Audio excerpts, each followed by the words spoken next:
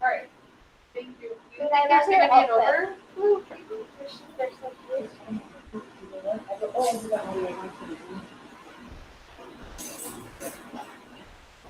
Oh.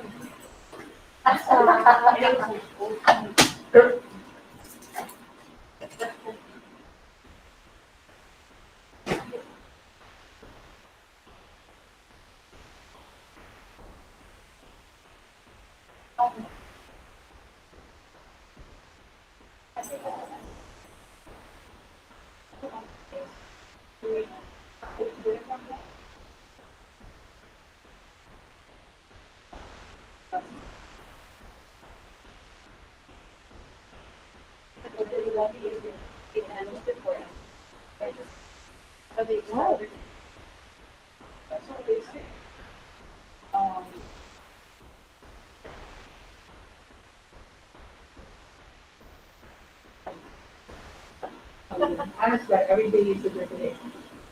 No, the board retreat now, 7 o'clock exact, and then 7:30. So they eat things. Okay. Do we have dry erase?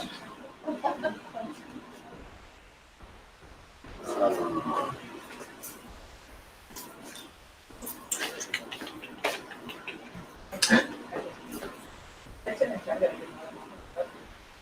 I'm in time. No, this just is washables. Only dry erase.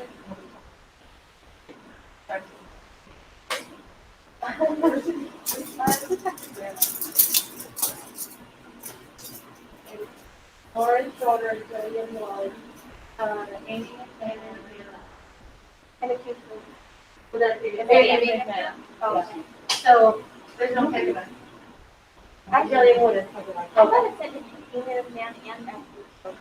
I Okay, thought. wait, I think that you did see the. But hold on, I'm gonna. Oh, okay. I think a lot of them they do, Or we're going to a project.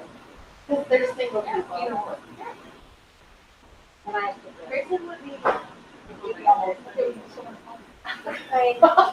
I'd be like, shoot, I'd be anyway. I'd be like, dude, who's coming to your house? Oh my God.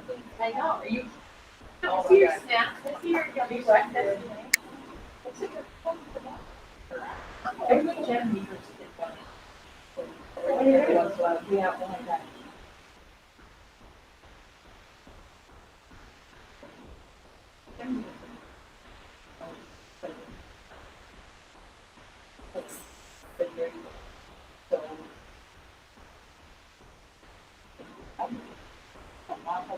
I think the music else.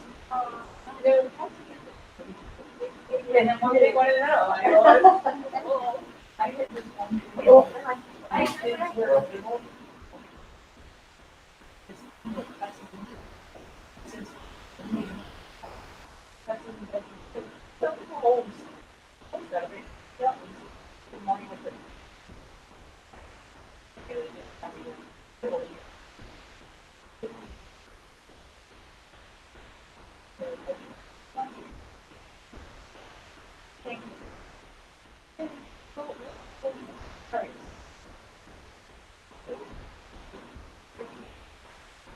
All right.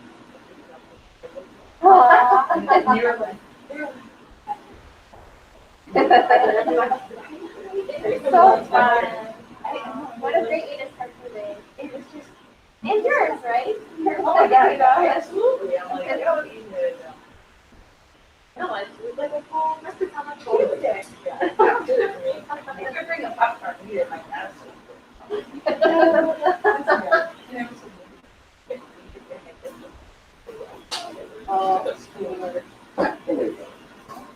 It's fun.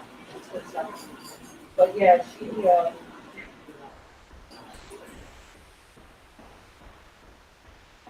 that was like, yeah, so, yeah.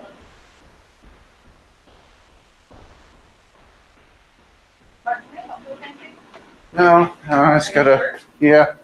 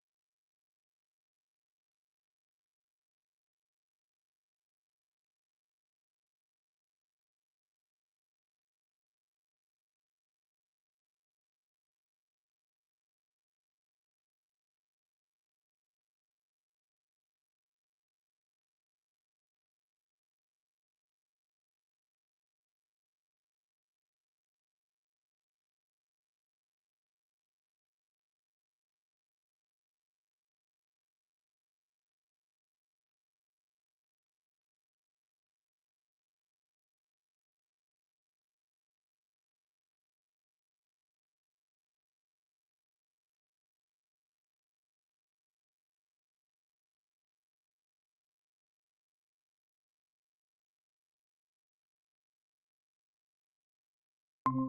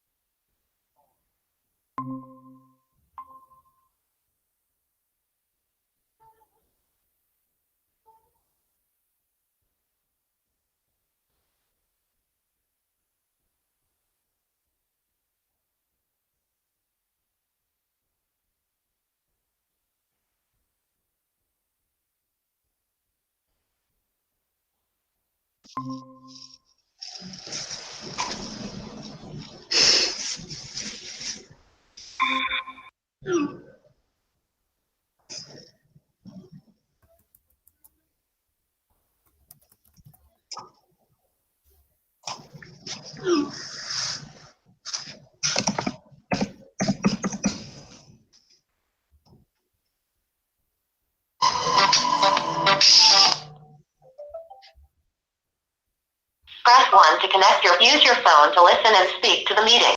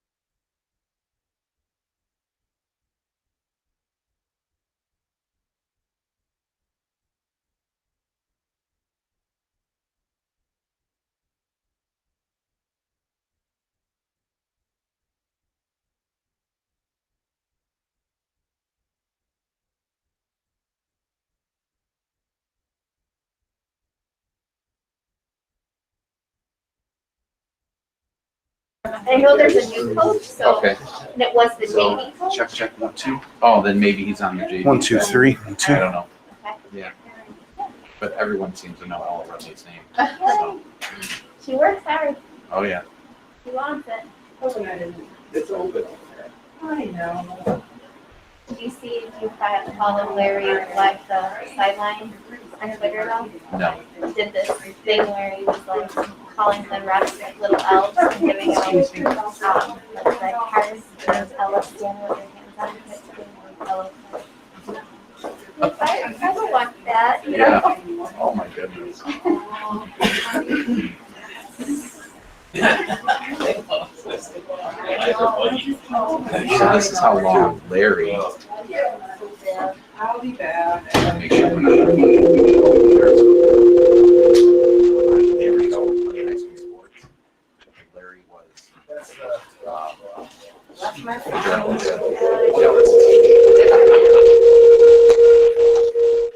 This is really interesting. And then it's sugar.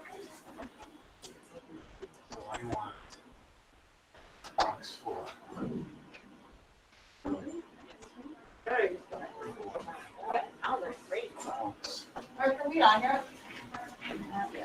Now you got, are you ready? Give me a heads up when you're ready, okay?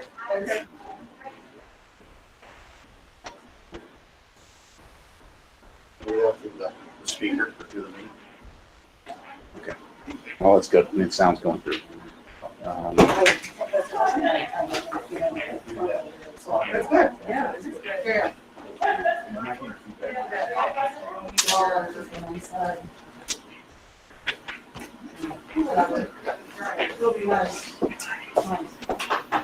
Okay, I'm gonna hang up.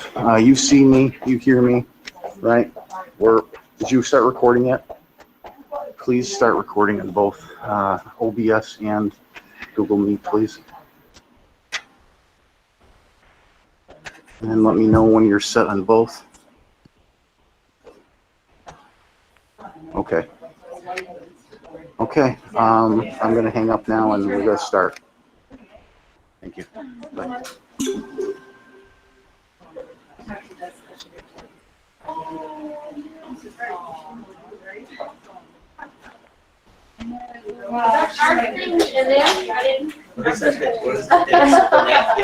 Oh, keep change flip. Gonna have to move. Yeah, well, that's what I'm struggling with because I have video, but I'm not getting audio. So, We have receipts of something. Okay. So All thank right. you. we're rolling, so whenever you're ready.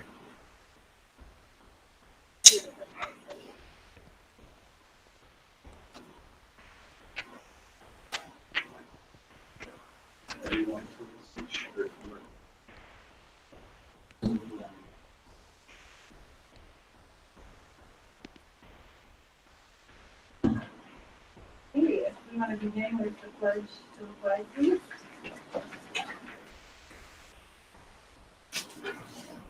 I pledge allegiance to the flag of the United States of America and to the republic for which it stands, one nation, under God, indivisible, with liberty and justice for all.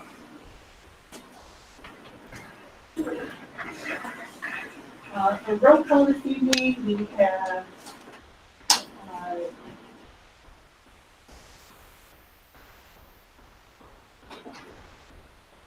okay, we have Jay trustee, Paul Miller trustee, Coon district clerk, Brian Graham superintendent, Nancy Mayor president, Sue Marcy vice president, and is Glenn with us? Glenn Bovak trustee on Zoom, and we have Victoria too, Joey Micah on Zoom, and Robin McCreary is here to house. She will be back momentarily. Just a couple of announcements. Please silence your cell phones so that they don't interrupt the meeting. And there is an emergency exit directly behind me and directly in front of me in the event that we have to leave unexpectedly. If I can have a motion to approve the agenda for October 26, 2020, please. And a second. I'll second. All in favor? Aye. Aye. Any objections? Any abstentions? Motion carried 6-0. Ms. Robbins, not carried. And approval of the minutes, if I could have a motion to approve the minutes from October 13th. Motion. And a second? A second. All in favor? Aye. Any objections? Any abstentions? Motion carried 6-0. Good news, we do not have good news this evening. There's no one signed up for the public comment section, so we'll move on to the personnel.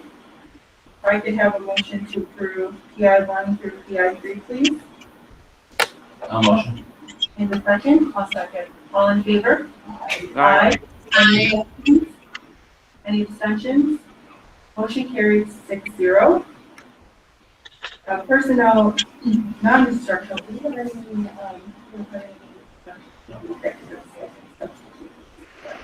okay, if I could have a motion to approve PNI 1 through PNI 4, please. In the second? I'll second. All in favor? Aye. Any objections? Any abstentions? Motion carried 6-0. And now we'll move on to the finance section with Dr. Harris. The only thing I have on the agenda tonight is award of obsolete buses, the sale of them, and that's simply just due to the number of days we have from the award. So we're asking for approval on that. Okay, if I could have a motion to approve finance item 8, please. I'll motion. In the second? I'll second. All in favor? Aye. Any objections? Any abstentions? Motion carried 6-0.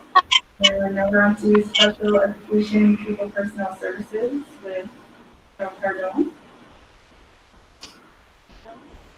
Good evening. This one will be a quick agenda item. I'm asking for approval for the CPSC and CSE program recommendations for this evening. Thank you.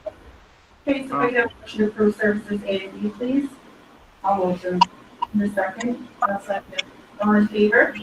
Aye. Any objections? Any abstentions? Motion carried 6-0. And that brings us to the superintendent's report with Dr. Jones. Hello, everybody. I thank everybody for being here tonight and checking in with us in our live stream. Thank you, Mr. Gordon and Robin Quintek for setting that up with us this evening. I do want to bring to the board's attention some COVID-19 updates. At our last meeting, we talked about the governor's initiative to begin a cluster action initiative across the state. Now it's being talked about as a micro cluster metric program. So on the screen at this point, you're going to see some information about that micro cluster initiative. And what I want to share with you is that this micro cluster initiative will limit, according to New York State, COVID spread in defined geographical areas, and by doing so, prevent broader viral transmission that would result in widespread economic shutdowns. The defined area may be designated as requiring to be placed into a focus zone. For example, the red zone, as you can see, would be a geographic area that has a 7-day rolling average of COVID positivity above 4%. You can see all the way to the left, this column and row is identified as Tier 1 for counties like Erie County that have a population of 900,000 or more. And this is new and different than what the governor spoke of in August when he said that schools would be closed if the infection rate was 9% or above. So the board can see that this is a shift from 9% to 4%, and any zip code that is identified in the red zone would be closed. Schools would be closed, all children would be taught remotely, and there are other economic considerations such as businesses and places of worship would be severely limited. Additionally, the orange zone for Erie County in a particular zip code would be a geographic area that has a 7-day rolling average positivity rate of 3% or more. And the yellow zone would be a 7-day rolling average positivity of 2.5% of individuals in that zip code being positive for COVID-19. So as I shared last time, there are some major changes occurring. Again, if our zip code was identified, say, to be in the yellow zone, our children would be taught, our children actually would be taught in person, but the school district would be responsible for mandatory testing of 20% of the students and staff in our school system. So let me just advance the slide here so that you can see what that looks like. So once again, places of worship in the yellow zone would be reduced to 50% capacity. Mass gatherings would be limited to 25 maximum. Businesses would remain open in the yellow zip code. Dining would be indoor and outdoor, limited to 4 people per table, and schools would remain open, but our school system would be responsible for testing weekly, by every Friday, students, teachers, and staff, 20% of our population here in school. This is a significant announcement by the governor, and it's important for the board to know that there isn't a school district locally that has a plan to be a testing center. And I'm grateful to be part of a group of superintendents who have been studying this, and we have a meeting this Thursday.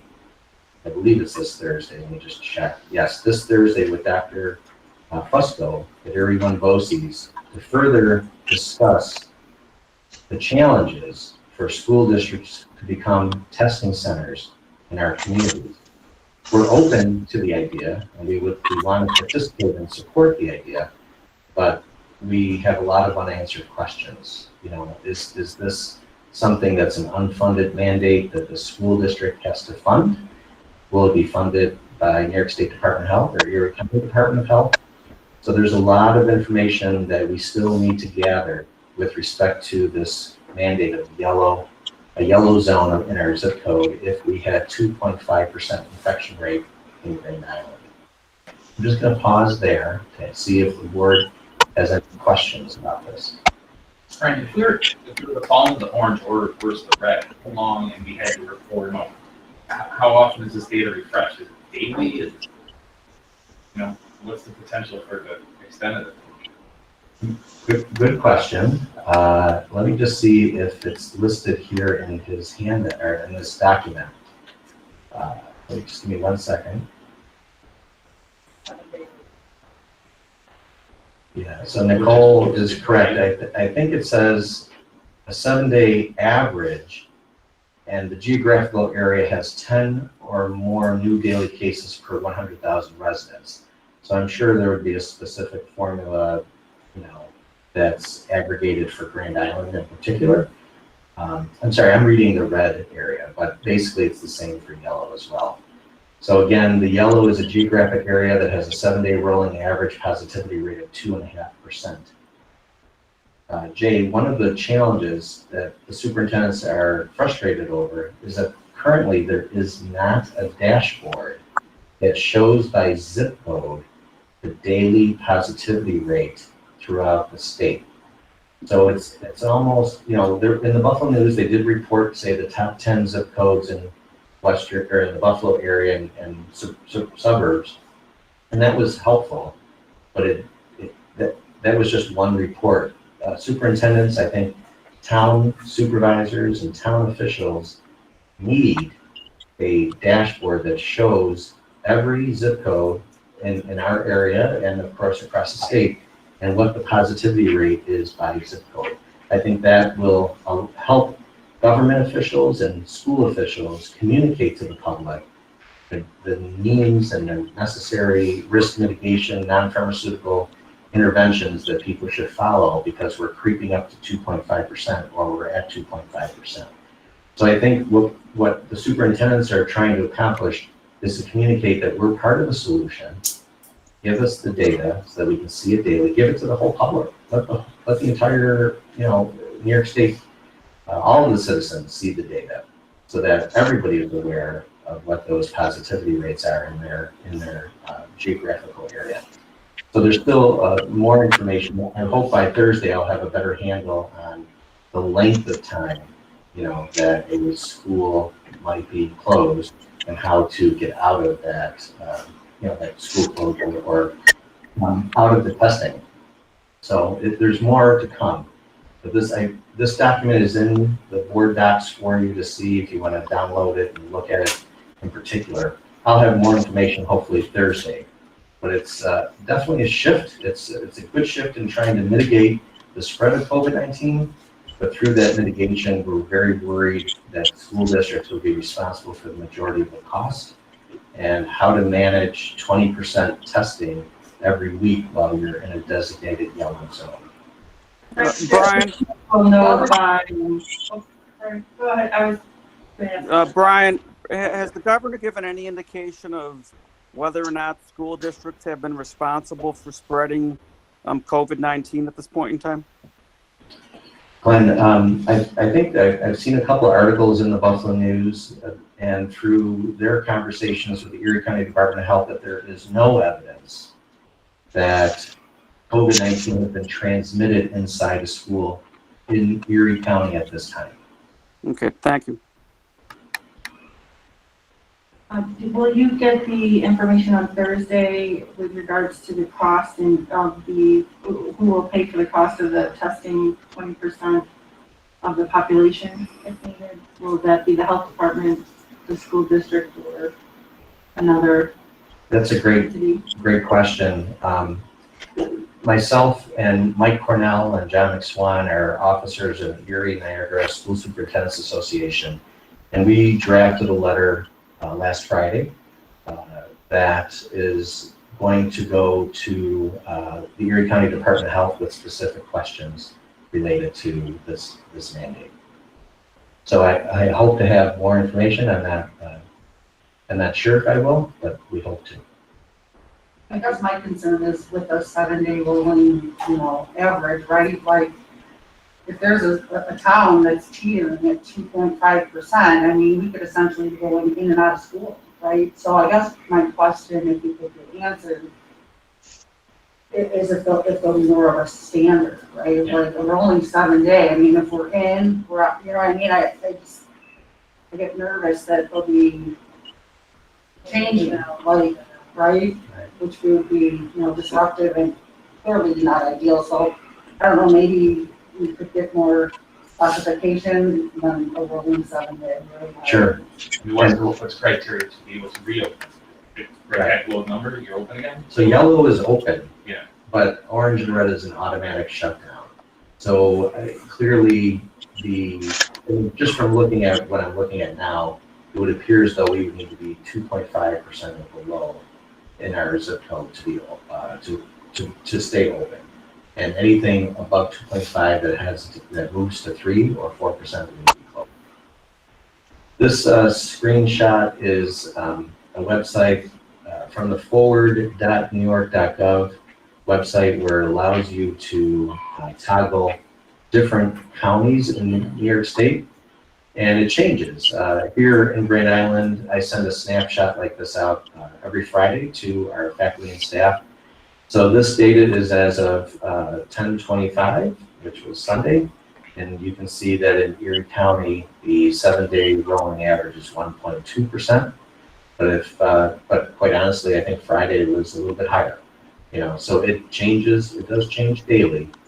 And my request, and I think other superintendents' requests would be, give us this data every day for our zip codes. And then we could help communicate to our constituents and our community the importance of mitigating the risk of spread and try to engage the community even more, because the danger is schools could be closed at 3%.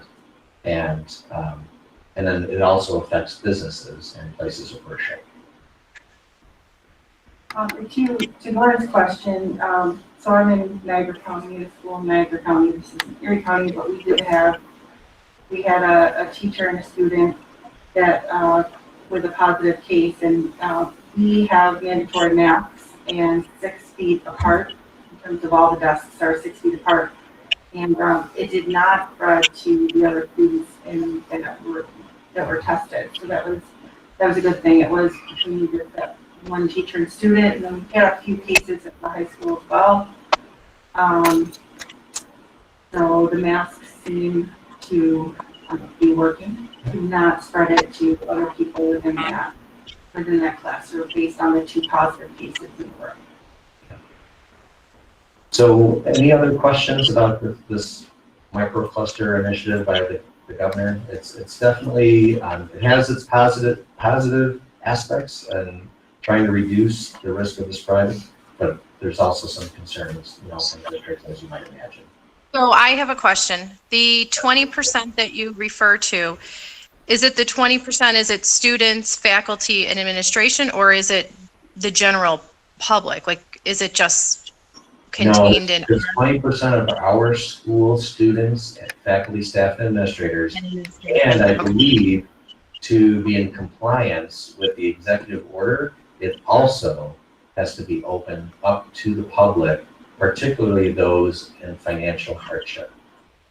So the governor's executive order would then, if we did not comply, the governor's executive order indicates that the director of the budget can withhold funds for that district not complying.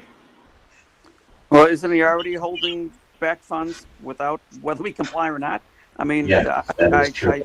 It's insane. But okay, go ahead. Thanks, Brian. Oh, you're absolutely right. Right now, the governor is withholding 20% of our funds anyways. It hasn't been cut, but the executive order specifically directed the director of budget to withhold funds to districts if they did not comply. So I think Thursday, the intent of getting together with Dr. Fusco here, one BOCES, is to try to be as proactive as possible, maybe collaborate with BOCES to see if an RFP can go out to be prepared for testing in the event that a district finds itself in the yellow zone. So I think we're going to learn more. Jim Frigiletti, the Ruby Harris of BOCES will be there, and we'll be talking about ways to partner with either Erie County Department of Health or other health agencies to support districts who need to move and pivot to a testing site. So I'll learn more about that Thursday and be able to report, but go ahead, Joy. So if we do become a testing site, just because want to make sure I'm understanding, is it, and we're talking about where we're getting the funding from, let's just say a student goes down and they get a test. They fill out paperwork or we don't know yet where it can go through their insurance, or you bill the state and then the state bills the insurance, or are we expected to absorb this cost, or is this really what you guys are trying to figure out the logistics? They don't know. Yeah, you hit the nail on the head. It's all of us coming together to try to figure out how to, of course, follow the mandate and mitigate the financial risk to districts. So we comply and also figure out the best course of action so that districts are held harmless to the extent possible with the financial burden of becoming that testing site. So we all want to comply, but you're right. And then we have done our research. This is occurring in other parts of New York State. It's occurring in the Binghamton area and Broome County. And one of our superintendents has been talking about the challenges of this with the superintendent of the Endicott School District. And it's really, that's one of the first districts close to Buffalo that's dealing, with this, this mandate. So we're trying to learn from that superintendent what some of the challenges are, and we're hoping to come together and, do the best we can to problem solve. Okay, thank you. We have no idea what our decision is going to be. Yeah, There's no Erie County. exactly. We don't know the infection rate over 7 days here in Grand Island at all. But again, a few days ago in the Buffalo News last week, a few days ago, they listed like the top 10 zip codes in and around Buffalo. And there were some zip codes like Amherst and others that were identified as, having some challenging positivity rates. Any other questions? Thank you. Moving on to the Board of Education report, we have a Keith Road PTA report from Nicole Novak. Did you have anything you wanted to mention about the report? No, just that they're doing really good because they still have all their money from last year. So the teachers are getting mini grants this year again, which is nice, so they can get some of the supplies and stuff that they need. And then they're just looking into seeing what else they will be able to do this year. But all in all, everything looks good. Great, thank you.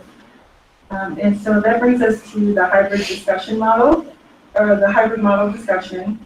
And we had sent a survey, put together a survey for parents. We have that data to review. Dr. Graham, do you want to discuss anything in regards to the survey? Okay. We'll do that now, we're in our workshop. Okay. Yeah. Now, yeah, it's on the agenda for now. Yeah, it's on the agenda. So, so we have the data here. If you want to look at finders, and Dr. Graham, did you want to go over the information? Yep, if it pleases the board, tonight I want to cover 3 areas. At the last board meeting, the board directed me to communicate with Dr. Burstein as well as Dr. Zucker from the New York State Department of Health. So I will review that, and that information is in your binder. Additionally, in your binder, you will have a breakdown of graphs and charts associated with the parent surveys on our hybrid model as well as our 100% virtual model. And in your binder, you have all of the parent comments that were sent to us while that survey was open. We printed that last week, maybe Thursday. So there may, you have a lot of data there to review. Tonight, I would like to read to you the email that I sent Dr. Burstein after our meeting on Tuesday, the last board meeting. The next day, I sent the following email to her. It says, Dr. Burstein, at our Board of Education meeting last night, we had several parents from our community request that we allow more students to attend school in person.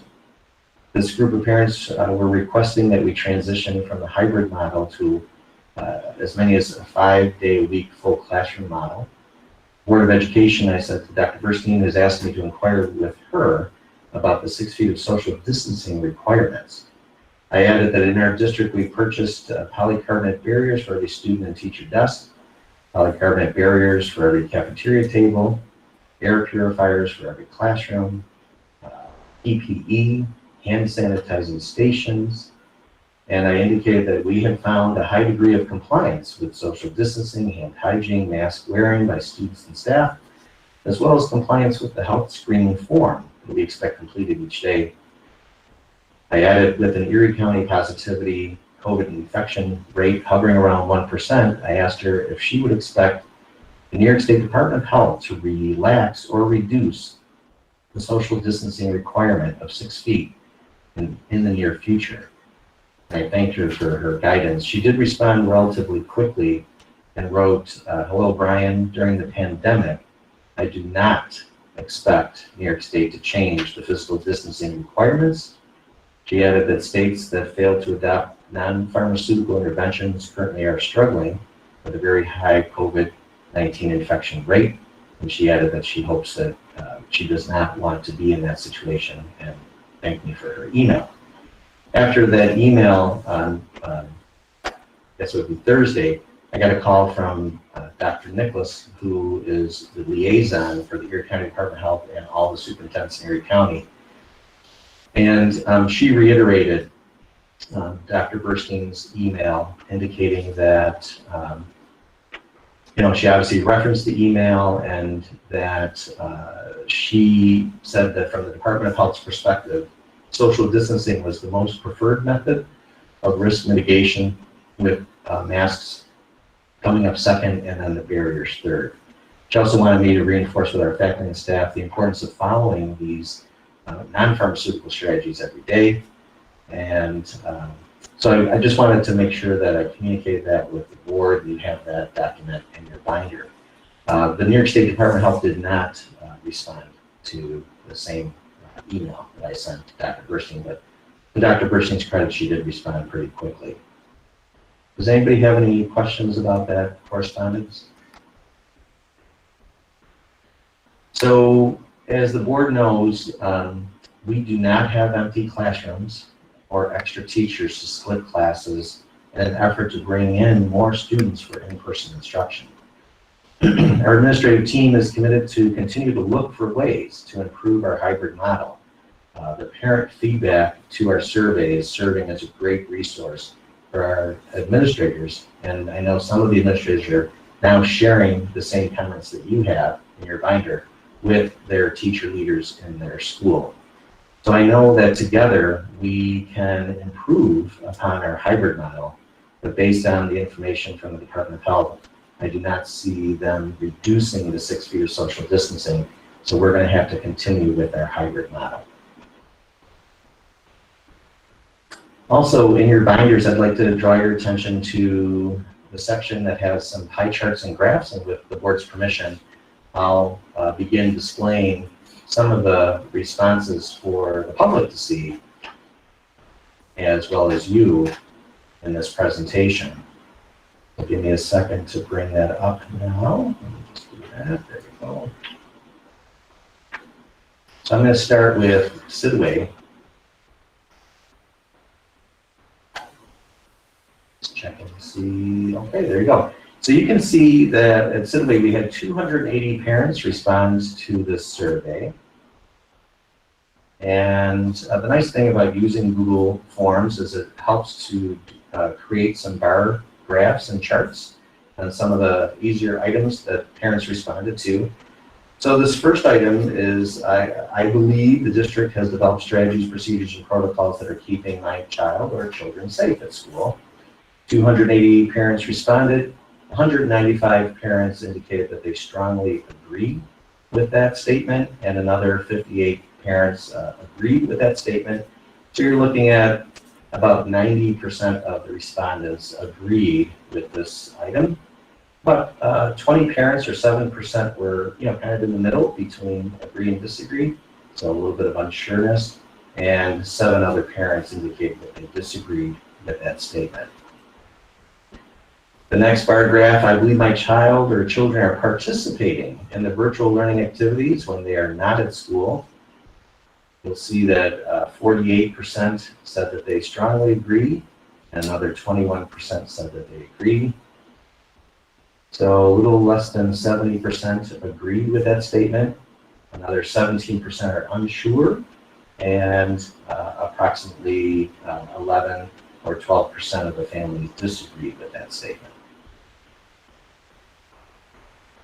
We asked the question with respect to the amount of virtual work being assigned, and there were 3 choices. My child is not receiving enough, my child is receiving the perfect amount, my child is receiving too many virtual learning activities. So at Sidway, 203 parents, or 72%, said that they thought it was the perfect amount. Another 19% said it was too much, and 23 families, or 8%, said it was not enough. One of the questions was about the faculty specialists that we have available virtually for children Monday, Tuesday, Thursday, and Friday. 65% were aware that we had this resource, and 34% or 97 families said they were not aware. Of the respondents, we had 171 families who indicated that their child was not using this resource. 33% of the families said it wasn't needed, and 14 families were using the faculty specialist resource at Sidway. And Brian, where can parents get more information about that? Could we have a tab possibly on the homepage by school so that parents can go to, so it's very easy to find, like not buried in the COVID-19 reopening plan, but maybe right somewhere where you can click on it and see it. So by Sidway, by Hughes, by Pagavine, by middle school, high school, So if they clicked right on their school under the virtual learning faculty specialist schedules, they would know when they could find a specialist for what area to work with their child. Yep. Possibly, because I think if it's somewhere else, it might get lost in the shuffle, or if it's student friendly. Yep. And so we can also rely on the building principal as well as the individual teachers and communicating directly to the children and their families. We have, pretty soon there'll be parent-teacher conferences coming up, which is a nice way to talk about that. But I know that our principals do regular weekly updates, through email to families. So we have a lot of ways, whether it's the website or direct communication with families, voice messaging, text, or email to get this word out. And of course, we can rely on our teachers as well. I just think having it in one space might help parents be able to go to the homepage, click on their school, be able to find when it's available right away. Yeah, we can work on that. Thank you. So I'm gonna jump to the survey for the families who are currently 100% virtual at Sidway. We have more than 22 families who are 100% virtual, but we had 22 families respond to the survey. And in this survey, they let us know if they chose 10 or 20 weeks. So it was kind of split. We had 11 families choose the 100% virtual model for 10 weeks, and another 11 who responded and said 20 weeks. This says, did you start in hybrid but recently switched to 100%? And these families said no to that. Are you considering having your child switch to hybrid model at the end of 10 or 20 weeks? We had 9 families of the 22 say yes, 6 said no, and 7 are unsure, or they may choose to do that. The same question, do you believe the district has developed strategies to keep your child safe? We had 3 of the 22 say they strongly agreed with that, 11 agreed, 7 are unsure, and one said they disagree. I believe my child or children are participating in the virtual learning activities. We had 16 families say they strongly agreed with that. 2 said they agreed, 3 are kind of unsure, and again, 1 said they disagreed with that. And then with respect to the amount of virtual work being assigned, 81% or 18 of the 22 said it was a perfect amount of virtual learning activities. 3 families said it was too much, and 1 said it's not enough. And we asked if they were aware of the faculty specialist, so that was split, yes and no. And then has your child utilized that specialist? We had 13 who said no, 6 who said it was not needed, and 3 said that they have participated in that. So do you have any questions about Sidway before we move on to the next school? Brian, did we get an update on tech for Sidway? Where are we in that situation? Yes, Robin told me that the new mobile devices are coming in at the end of October.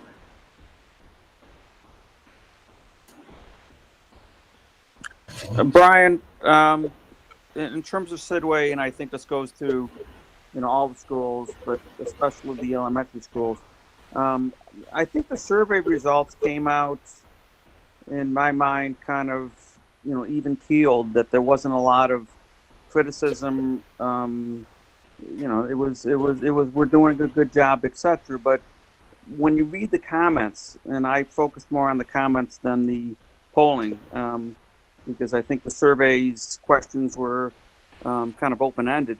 The comments seem to be suggesting that a lot of parents felt that they wanted to get their kids there full-time, or they needed to get more in terms of the education. And I think we need to strive to do better. Can you describe what, if any, efforts are being made to provide for more in-person education, or improve what we currently have? Sure. With respect to coming up with a system to provide more in-person, that is a big challenge. We're meeting as an administrative group on a regular basis to explore and brainstorm ways to accomplish that. So that's still in its development stages. With respect to responding to the parent comments regarding curriculum or curricular challenges, I had the opportunity to meet with each building, Kegavine, Youth, and Sidway, with the principals as well as some teacher leaders.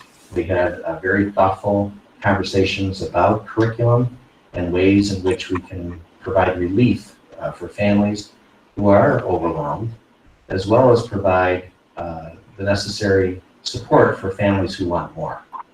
So we had really good conversations last week. I know that John Fitzpatrick is having conversations of the same nature with his faculty and has given them directives. And we're already hearing that some parents are seeing some changes already since we've had those discussions last week.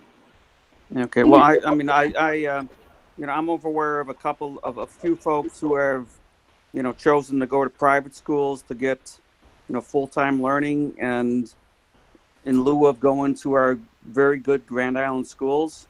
As a board member, I find that disappointing that they would have to make those choices.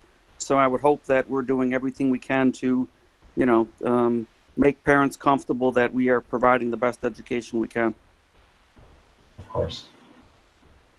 One thing that jumps out at me is the lack of knowledge for the faculty specialists or lack of accessing the faculty specialists. So we could, I think promoting that on the website will help with that, because it looks like here in the survey 50% were not aware it's a way that we have faculty specialists, and 65% had not used the faculty specialists. So I think that will give families and students another way to access a teacher and get the help that they need with whatever the virtual, you know, assignments are. So I think just promoting that, it looks like there's a big gap there between, you know, half the people not knowing and then 65% not using it. I think that would be one way to improve the contact hours or time that a student has with the teacher. So I think that would help. So with the board's permission, I'll show you the youth. Just one Yep. quick. So like at the middle school, high school level, we have the parent portal to be able to kind of watch and see and make sure that our students are keeping up. I noticed in some, and actually, you know, I got through most of our elementary right up to 5th grade, I parents saying, you know, they're not 100% sure if their kids are, you know, keeping up with the virtual learning. I don't believe we have implemented a tool like the parent portal for the young third grade. You're right. So I'm just wondering if there could be some brainstorming. Like I know I get the Google Meet recap for my son for the week, but I don't know what we're doing at the elementary level. So I don't mean to say that we're not, but maybe we could brainstorm on a way that we could keep our parents more up to date in participation. Yeah, that's a good suggestion. Very good. So I just want to show you youth's parent responses. Let's scroll down. There were 185 youth families who responded. You'll see that about 86% or so of the families believe that that their children are participating in virtual learning activities, and a greater amount of families believe that it's safe for their children to be in school. We had, as the board is noticing, 63 or 64% of the families saying it's a perfect amount of learning activities, with 18 or 19% saying it's too much, and another 17% at youth saying it's not enough. So that's something to pay attention to. With respect to that faculty specialist, there were 142 of the respondents who said they were aware, and 23%, or 43 families, who were not aware. And this question was a specific question actually asked by Felicia, and it was inserted incorrectly in youth, but it's also good information. I believe the length of the teacher-directed videos are just right. You had 22% that strongly agreed, 30% that agreed, So only about 52% were in the agree category, 31% were unsure, and another, less than 20%, 17% or so, disagreeing with, the fact that the length of videos are just right. The question of, has your child utilized the faculty specialist? You had 114 families say no, you had 16 families say yes, and another 55 families saying it was not needed at the time. So the board has all of those parent responses in your binder. If it's okay, I'll skip to Kegabyne, if that's all right. And let me go to present that tab. So at Kegabyne, there were 201 families who responded to this survey.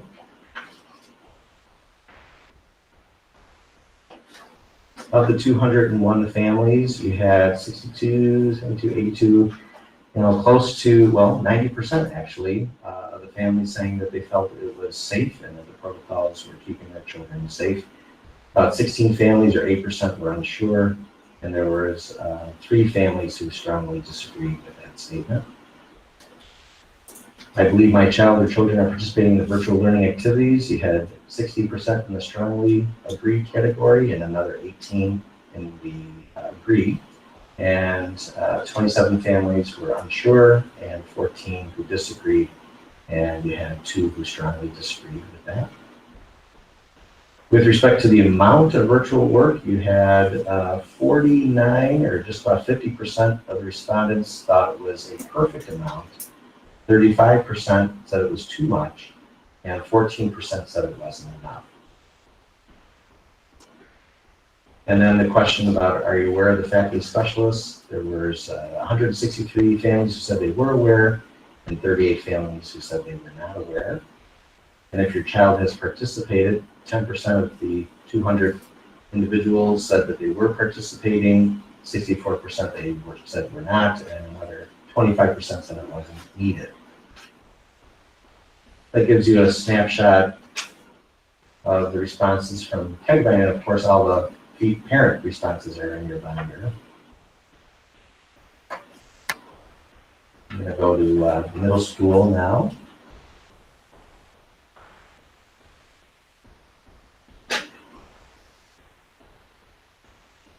So at the middle school, there were 284 individuals who responded to this survey.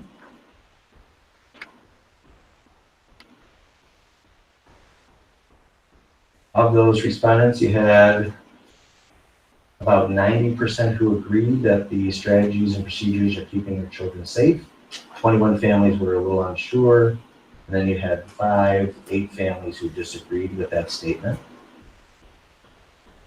Believing that their child or children are participating in virtual learning activities at the middle school, you had 51, about 77% of the families agreed with that statement.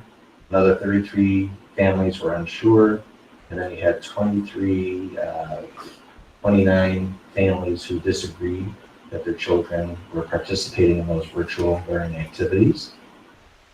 And then with respect to the virtual work being assigned, 50% said it was a perfect amount, 35% said it was too much, and 13% said it wasn't enough. And if they were aware of the faculty specialists, you had 234 families said they were aware, and 50 families said that they were not aware. And then has your child utilized that faculty specialist? 63% said no, 10% or 31 families said yes, and 25% or 72 families said it wasn't needed at this time. And then we'll jump to the high school.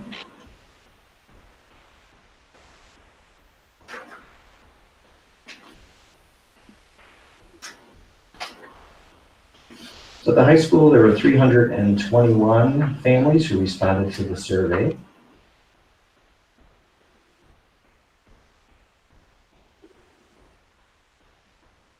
And regarding strategies for keeping children safe, there was 87% of the families who agreed with that statement. Another 9% were unsure, 5 families, a total of 7 families disagreed with that statement.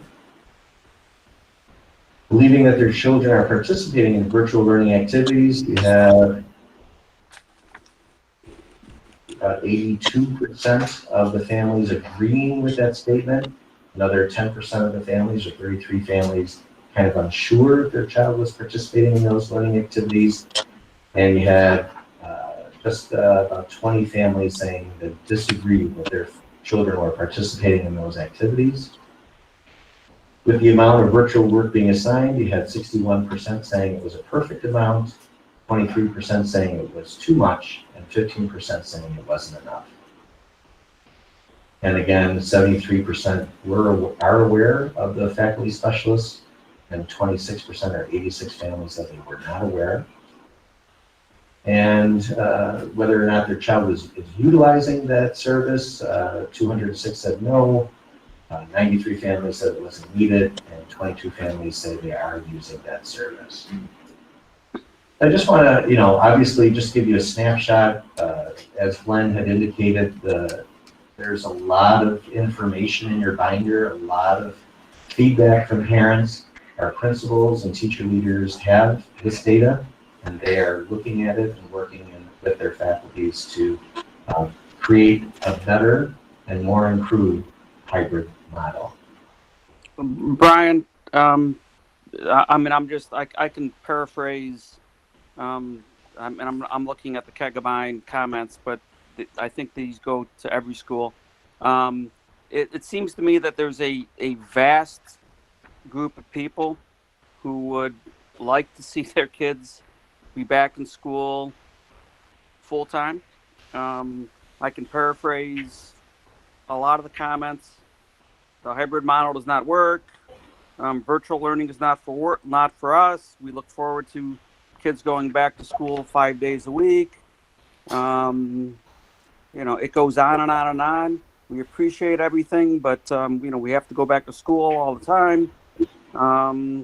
My kids truly miss school every day. It goes on. In the comments.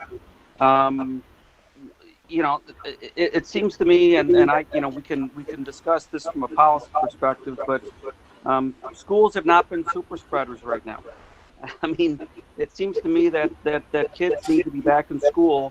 What is, if anything, are the superintendents in Erie County or otherwise and elsewhere doing to create a possibility that our kids can be back in school on the level that they need to be, which I think all of us would prefer to be the case. And from the comments, it's suggestive that many parents think that that's what we need to do. Sure. So, Glenn, clearly, not only the parents responding to the survey, I'm sure parents who didn't respond to the survey want the same thing, as well as myself, our administrators, and our teachers.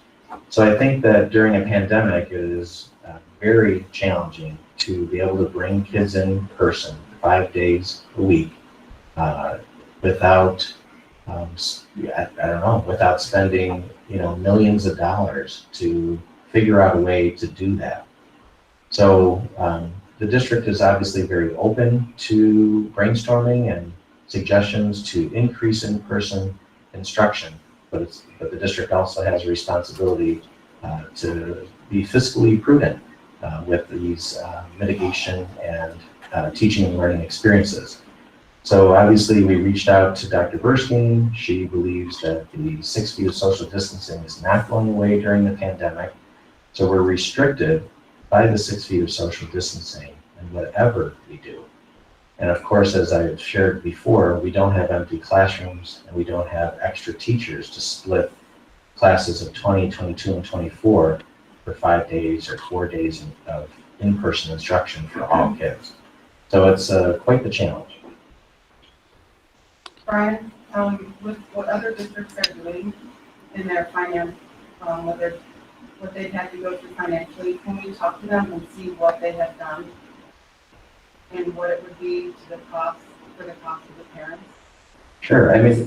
We could tell you right now. Yeah, right? I was at a legislative meeting about a week ago, and you'll see my report at the next board meeting. I will submit a legislative report. So we went around the table, and every district just about in Erie County was present. They were all doing the hybrid model with the exception of Sweet Home had their students K through 5 attending 5 days a week. Their middle school and high school students were still in the hybrid model. And what they did was they raised their tax cap to it was either 5.3 or 5.4%. So they went above the 2% tax cap. They hired 9 or 10 new teachers, and they brought 9 or 10 teachers back from their instructional coaching positions throughout the district. Now, they are a larger school district than we are. However, they spent millions and millions of dollars to be able to hire 10 new teachers, bring 9 or 10 teachers back from coaching positions. They also spent close to $750,000 on storage containers to remove every single piece of furniture from a classroom and store anything that was cooperative learning like. So the tables that you typically see in elementary classrooms, that was quite an expense. And then they ordered 2,000 new desks so that they could separate the desks at the elementary level 6 feet apart, because a lot of their elementary schools had tables for cooperative learning. So they had to pay, more than, it was between $500,000 and $750,000 to store all of the tables, order 2,000 new desks, and they also had to hire 10 teachers, 9 or 10 teachers, and bring 9 or 10 teachers back from special assignments. Now, we did bring teachers back from special assignments this year. Given our situation, the board did do that, but we don't have that many teachers out on special assignments, coaching assignments to bring back. We don't have a budget available, even if we had gone above the tax cap, which we don't want to do. We want to be fiscally responsible and conservative to be able to go 5.3% tax increase. I don't think that the community would stand for that. I know that we all want 5 days a week, but at what cost? So after a year, this is only sustainable for a year. Sweet Home did make that clear. Their board member said that after a year, those 9 or 10 teachers will be laid off that they hired. The instructional coaches may or may not go back to their positions, but right now, just in Grand Island, we're looking at a $4 million, gap in our budget if 20% of our spending is not funded by the state government. So now we have to cut $4 million out of the budget, which we, will have to figure out how to do that. But in terms of hiring all these teachers to be able to separate students and keep them socially distanced and follow the health department guidelines, I just don't think people realize, the superintendent, board members, the teachers, we all want to be back 5 days. We all do. Everybody wants the same thing. We just don't have the money to be able to hire, 10 or 20 new teachers. And then we just don't have it. And with the funding being cut by 20%, we actually have to figure out a way to cut spending. So that's what Sweet Home did. They're the ones that are going, public school that was going 5 days a week for their elementary buildings, middle school, high school doing a hybrid model, and that's only sustainable, they said, through June. Brian, if you could just, we're talking about the expenses of bringing our kids back. I know there's been a lot of community questions from our parents about renting a location. I know specifically they mentioned the fire hall, the Radisson.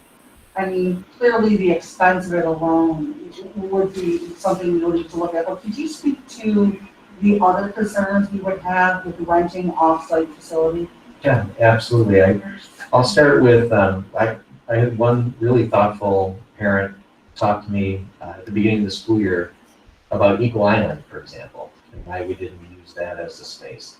And anytime that you create a new school, you need personnel. You need a principal, you need a nurse to manage that space, and of course you need teachers. Ruby, I think you're still with us, right? Yes, I'm here. Ruby, when we had our committees, when we were building our plans to reopen. I think you led the business and finance committee. Could you speak to Sue's question? So the finance committee did bring up offsite locations as well as the possibility of pods. Beyond just the cost of the location or the pod, you have other things to take into consideration. One is going to be SED saying that site is acceptable for students to be in. So that could be square footage of a classroom space, that could be handicap accessibility, that could be number of bathrooms, how big is the Fire code, sorry, just, like, I mean, there's fire code considerations. Yeah, and oh, okay, the yes. code, yeah. Yes. And then as Dr. Graham mentioned, beyond just your principals and your teachers or TA, you also would want to have a nurse at that site, and you're going to need cleaners and custodians, because one of the things that we have been heavily doing is sanitizing the buildings as much as possible, which is why we moved the third shift into first and second shift to make sure we had enough coverage for that. You also have to take into consideration connectability, right? So I know a lot of times we just automatically think every place has internet or the internet is sufficient for what we're trying to do. We have our own internet issues just internally making sure, or families have it when their kids are home, what's going on with Spectrum, those type of things. So you have that. Food services. Food services are another consideration, right? Dr. Yes. Harris, food services, special area teachers, Yes. physical education, gym, art, music. How would we replicate that at multiple different sites? And then food services, how would we provide meals for students that are free and reduced lunch for all the students at another site? How would we make sure that we had every code, fire codes, all of the requirements that we have to be in compliance with, to make sure the building's safe for students, in addition to having a nurse at the site, to having the appropriate, staff and oversight and administration and cleaners and all of that. And the other thing that, that people don't think about is, like you had mentioned, the connectivity, and there's just so many issues with an off-site location that people aren't thinking of.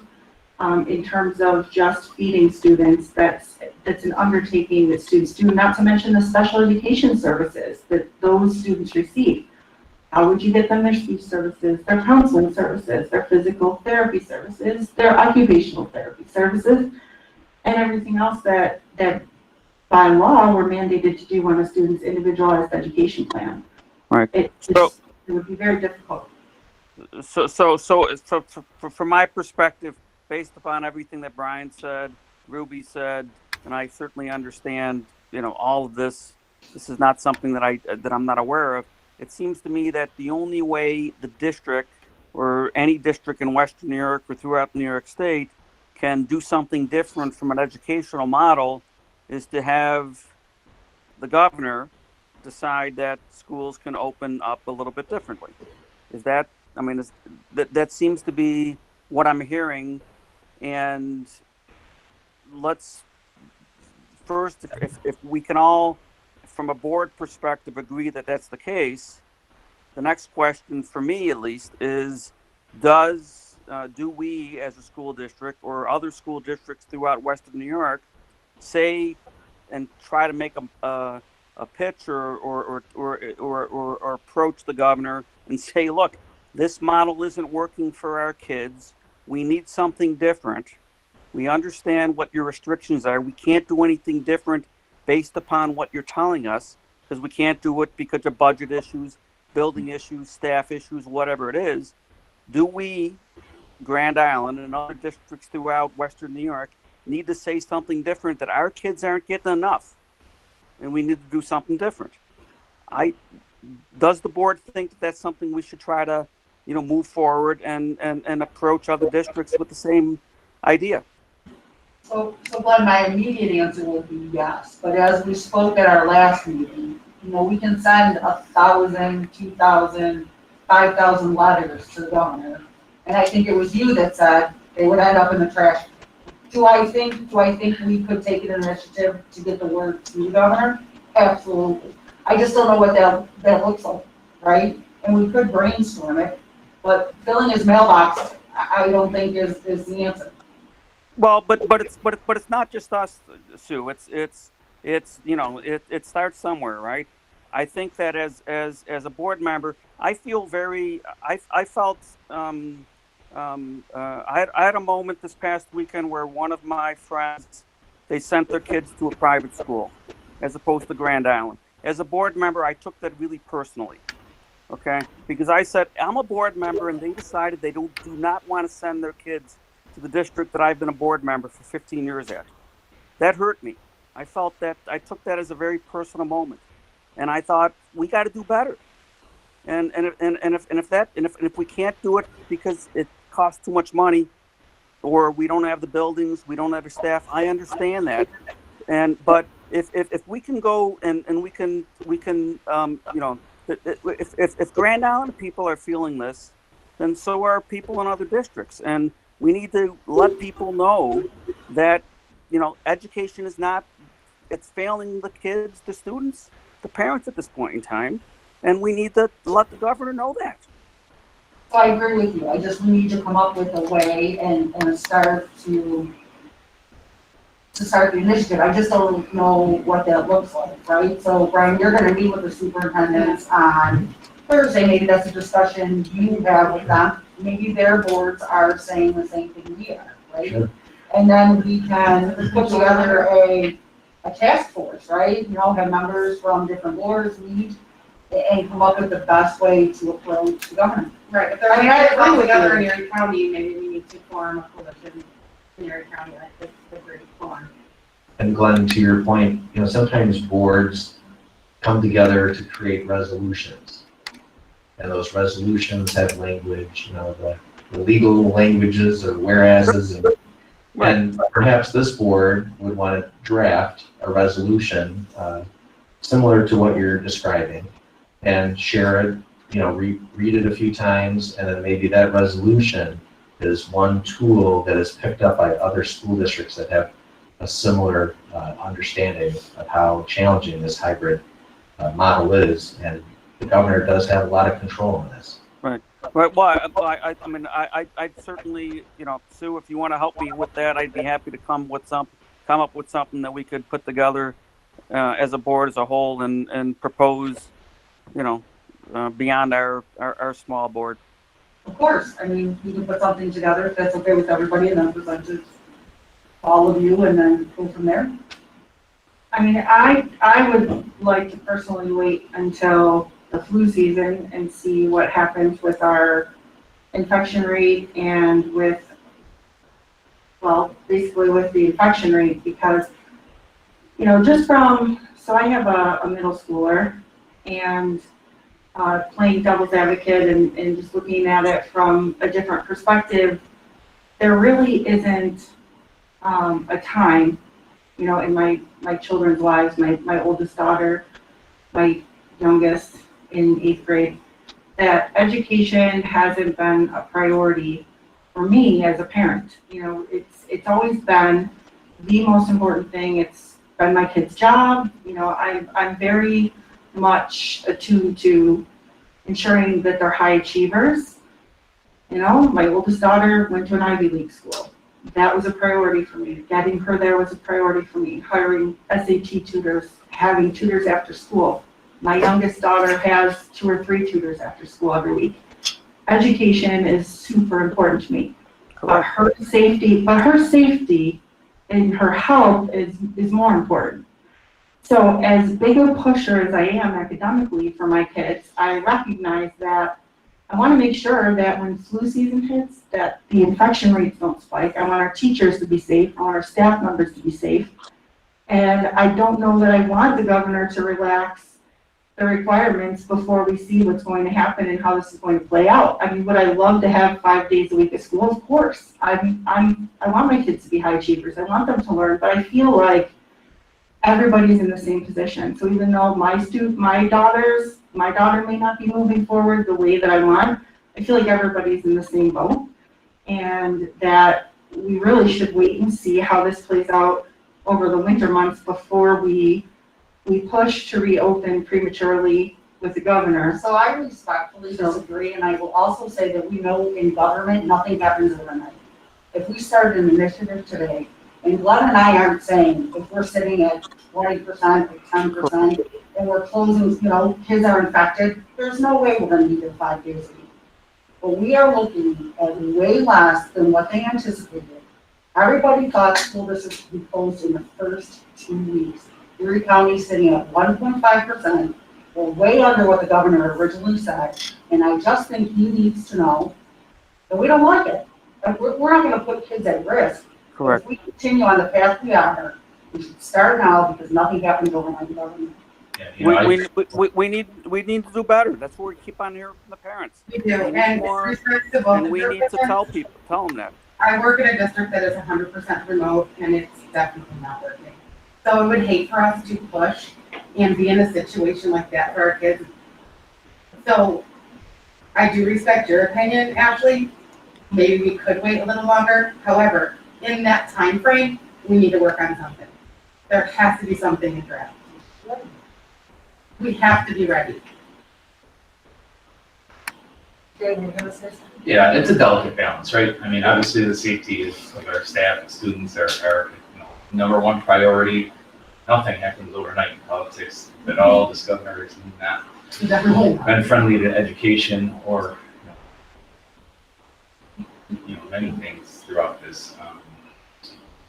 So I guess, you know, all good points. I just want to comment. I just think if he heard it, right now, with everybody's just accepting what he's saying, right? And, you know, he keeps changing, you know, his percentage keeps changing, and then he rolls out this whole red, yellow, orange, right? Like, and the percentage keeps dropping. I mean, and the schools have not produced the infection rate already that they thought. I do know that we're gonna see some differences in flu season and stuff, but I think we could draft a letter. I mean, we are right around the corner from flu season, right? It's in the next few weeks. We're not gonna be mailing this tomorrow. I mean, you could draft something, take a look at it, right, and just start the ball rolling. Next few months will be a big tell. Yeah, for sure. I do think it's important, like, not all parents are in the spot either where they can hire 3 tutors a week. I mean, my kids are lucky that I teach and I can help them with that. Or during the day, because I know the material. I just got a phone call today that, Buffalo City School District is reached out to, University of Buffalo, and they're providing tutors to the students, for 2 to 3 hours when needed, first come, first served. I think we should reach out to universities in the area to see if there's something like that for our students, so that some of these parents aren't coming out of pocket. And I think it's also huge unique to see why our parents aren't using, or the kids aren't using the tutors we have in place. Because that looks like a high It number. looks like some of them just didn't know about it. Didn't know, and some aren't using it. So the ones who aren't, who may need it, why aren't they using it? What's not working or working for them? I think if the parents, if it's on the website, the parents know about it, they'll be like, hey, Johnny, you have to, tomorrow at this time, the faculty specialist, please make sure you're on the computer or, you know, get online and take advantage of it. I know, I think if parents know about it and it's easily accessible, the information where they can see it on the website, they will encourage their children to be on the faculty specialist, I you think know, if we make it virtual user friendly learning. enough, some of our older students can even take it upon themselves to reach out to the faculty specialist. I also agree that nothing happens quickly in government. We can be ready with a letter. I think that we need to be careful about when we are sending it, to make sure that there are no spikes in infections and that we can be ready. We could have something ready to go. But I just personally feel as though we should see before we send anything. Even though we're thinking about or forming a committee or forming something to prepare a referendum or a letter, that we make sure we see how the next few weeks of flu season plays out in our schools. with our I mean, students. I mean, maybe I'll craft something, I'll circulate it around. And maybe, if Sue, you want to, volunteer to help me with that, that'd be great. My main point is I think that we as board members, or at least me as a board member, I feel we need to do better for our students and our parents and our community, in terms of education. And when I read the comments that we got from the survey, and I can go through them in great detail, but I don't think I need to. But the great the a good, number of those comments suggest that we need to do better to educate our students right now. I'm not suggesting that our school district, our teachers, our staff, our administration are not doing the best that they can, because I am confident that they are. But I do believe that we, as a school district, that, everybody in Western New York, everybody in New York State can do better. And how we make that happen, I do not know. I'm not going to suggest that I have answers, but certainly we can articulate to, the powers that be, that something needs to change soon, because otherwise we're going to lose a whole year, or maybe a year and a half, 2 years of kids' education. Some people can hire tutors. Some people can send their kids to Ivy schools. Great, but others can't. And we need to do better. And I want to let people know that, our school district and me as a board member think we can do better, and we want to, try to encourage people to come up with solutions to that. I don't know the answers, but solutions need to be come up with. If it's okay with the board, we have invited some teachers to share examples of teacher-directed instruction. I think it'd be important for the board to see the amazing work that our teachers are engaged in. And I'd like to start with Lauren Schroeder. Lauren, I think you are virtual with us today. Yes, I am. Okay, there you are. Thank you for being here. Lauren is a teacher at Sidway, and she's a kindergarten teacher. And Lauren, if you could just take just a few minutes and show some snippets or examples of what children at the age of 5 are experiencing, when they are hybrid virtual or 100% virtual. That'd be great. Sure, yeah, thank you for having me. So I will present a brief Google slideshow that I wanted to share with you. So just give me a second to load that. All right, are you able to, can you just let me know if you're able to see it? Yes, it looks great, thank you. Okay, great. So yeah, my name is Lauren Schroeder. I'm a kindergarten teacher over at Sidway, and so I'm happy to share what home learning looks like for our youngest kiddos in the district. So when a child is at home on their home learning day, or for our virtual students, they all have Google Classroom, and in the Google Classroom they are able to access a learning calendar. And the learning calendar, here's an example for you. The learning calendar is something that we post in each child's Google Classroom week before, and families are able to access the learning group throughout the whole entire week. And there's readers workshop, writing, all the subject areas. This beginning part here just is a letter to parents, kind of explaining what home learning is all about. And so this is an example of a calendar that we sent home just last week. So you can see there's all subject areas, and math and science and social studies are here on the bottom. And you might see all these links to videos in the blue here. And we're very fortunate for the district and thankful for purchasing us these videos. These videos are created by certified teachers from Teachers College through Heinemann, and they are the authors of the units of study, which are what we use to teach our reading, writing, and phonics. And so these videos are what we post in our calendar for students to watch, and there's teachers teaching them. And they're very engaging, they're very brief, and they just teach students a very simple tip or trick of what a good reader and a good writer would do. And then students are sent off to read and write. And whatever we're teaching, whatever's on the calendar for students at home is also what we're teaching in the classroom. So the learning is paced out and all students are on the same page. And the nice thing also about these videos is that the teachers that are in these videos use the same language that we're using in the classroom. So the language is consistent for the students.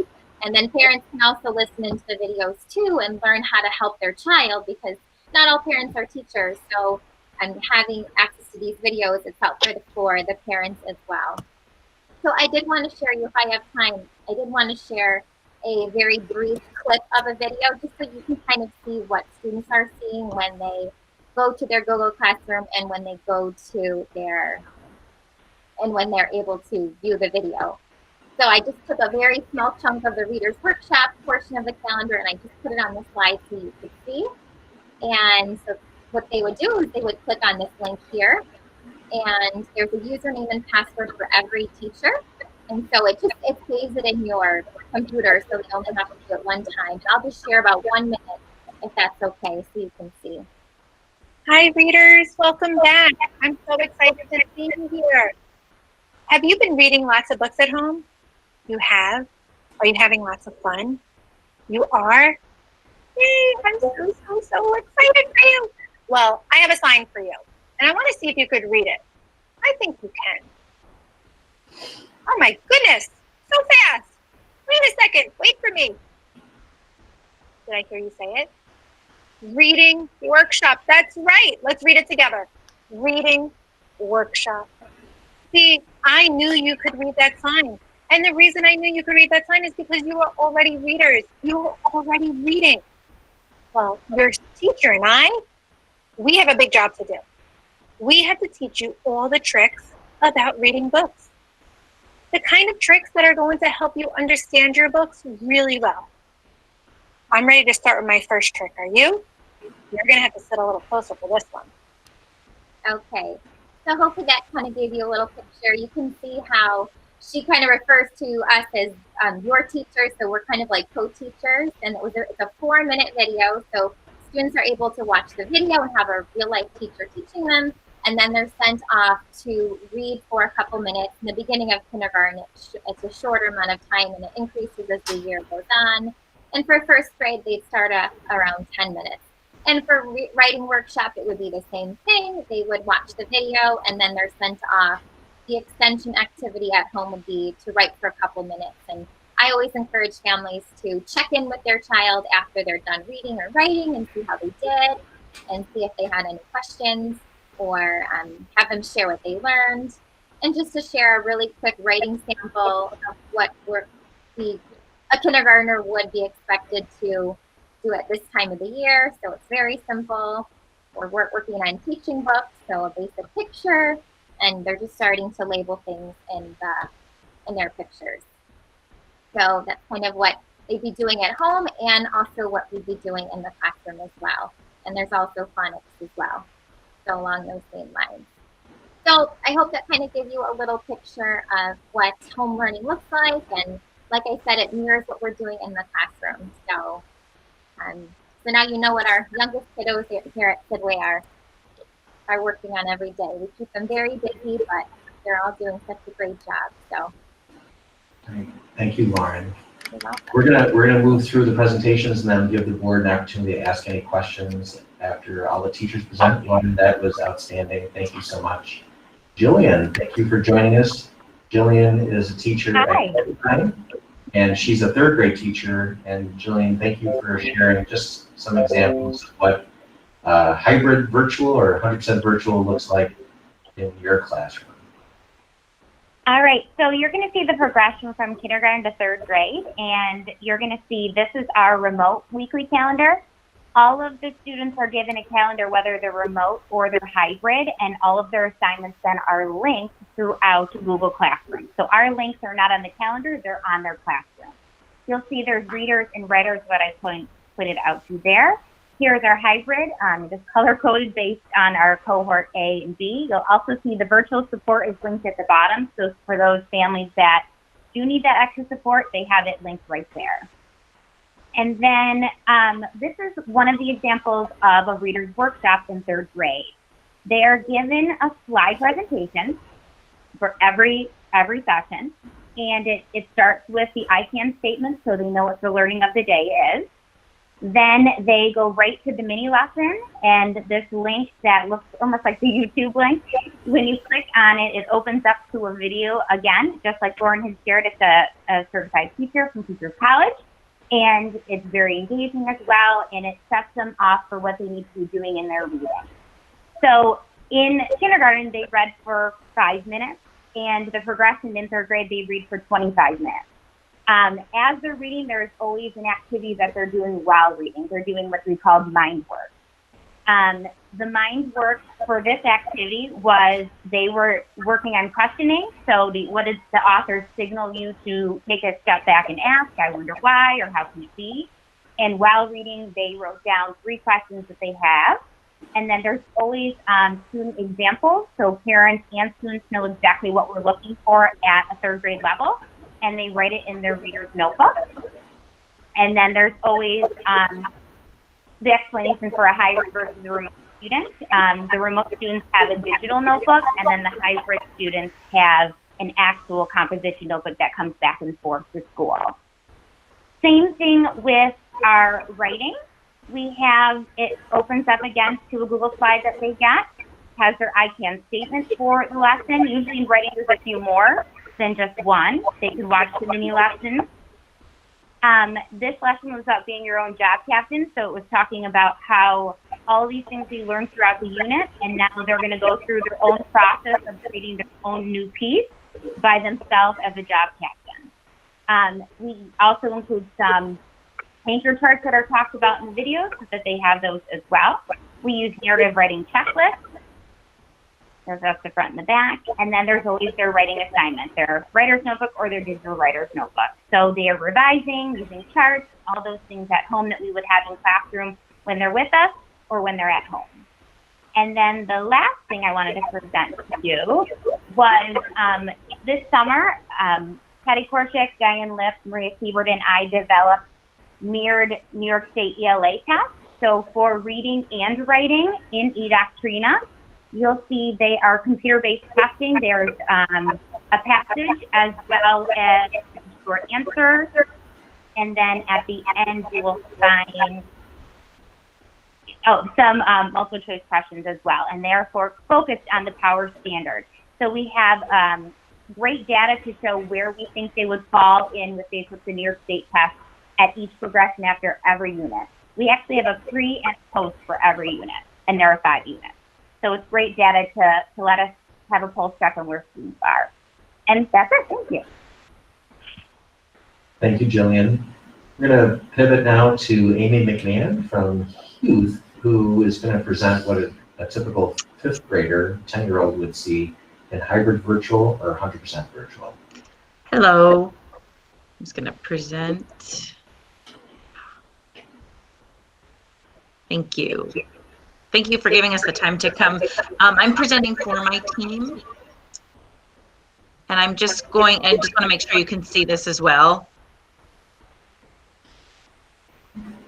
Yeah, we can see it. Thank you. Great, perfect. This is similar to exactly what Lauren and Jillian said. We do the same thing in 5th grade. We give a calendar for whether or not the kids are hybrid or virtual. So they get this calendar every week. And then all of the subjects are in there and they follow them depending on whether they're in school or not, and lessons are the same. So our team has worked to put lessons together. And I know that mine wasn't just about reading and writing, but it was all of the subjects. And I'll just go quickly through. I'm sure you have this document as well that you can click on. Every lesson has the parts of the mini lesson from the classroom, and then there's a teacher-made video that goes with it for guided practice, and then they finish the math and hand it in on. We use Google Classroom as well. Then writing, the same thing. They get a slideshow for the day, going through, and then there's a teacher-made video, and they go off for 30 minutes, and there's a lot more information in the videos. They just click on that session. And then we always include the anchor charts and a work plan for them as they go through. And we also include the same thing with samples depending on the lesson. It's very repetitive what you've just heard. And this is a sample of one of our mini lessons for guided reading. And then it clicks day by day. You can see that it's set up whether they're home or at school, and they fill in each slide depending if they're at school or at home. And then social studies is exactly the same thing. They include teacher videos, teacher directions, and book links, and a bunch of different parts for each one. And then we also do a read aloud that goes with it, and they listen to that. There's a video and a log that goes with this that they respond to. So we do all of that virtually for them at home or at school. And that's about it. Amy, your team too is doing a lot of, you're creating your own videos, I believe. We are, and I would like to say that because we've worked together as a group, we each take one subject.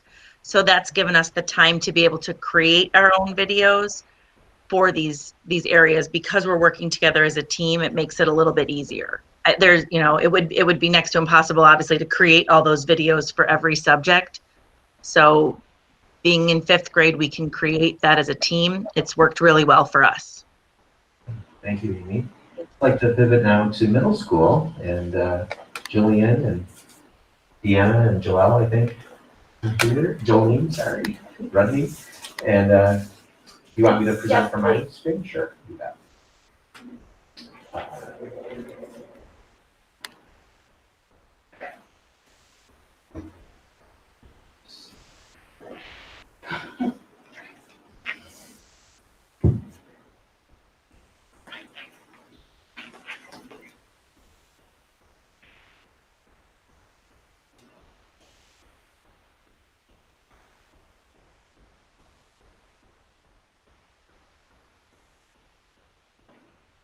You want me to start at the first slide? Yes, please. Yes. All right. And if somebody wants to take over the computer, then I can go back and forth. that would be great. Come on over. All right, so we are from Team A in the 6th grade. And on our team, we recognize that 6th graders, they need routine, they need help being organized. So what we did was every week they get sent an agenda depending on their cohort. And when you click on one of the agendas, it shows what they do in school and at home. That's the color codedness.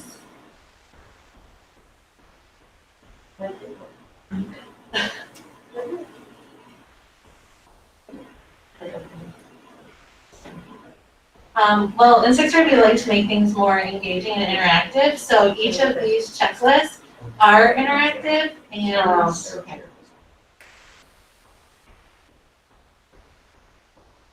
there it is. So as this is just a sample one in science, so when they complete that task, they can drag over the check mark. So on Fridays, they can see what they still have to do and if they had everything complete. So that's just one way that we're trying just to keep everyone on the same page, whether you're in school or at home.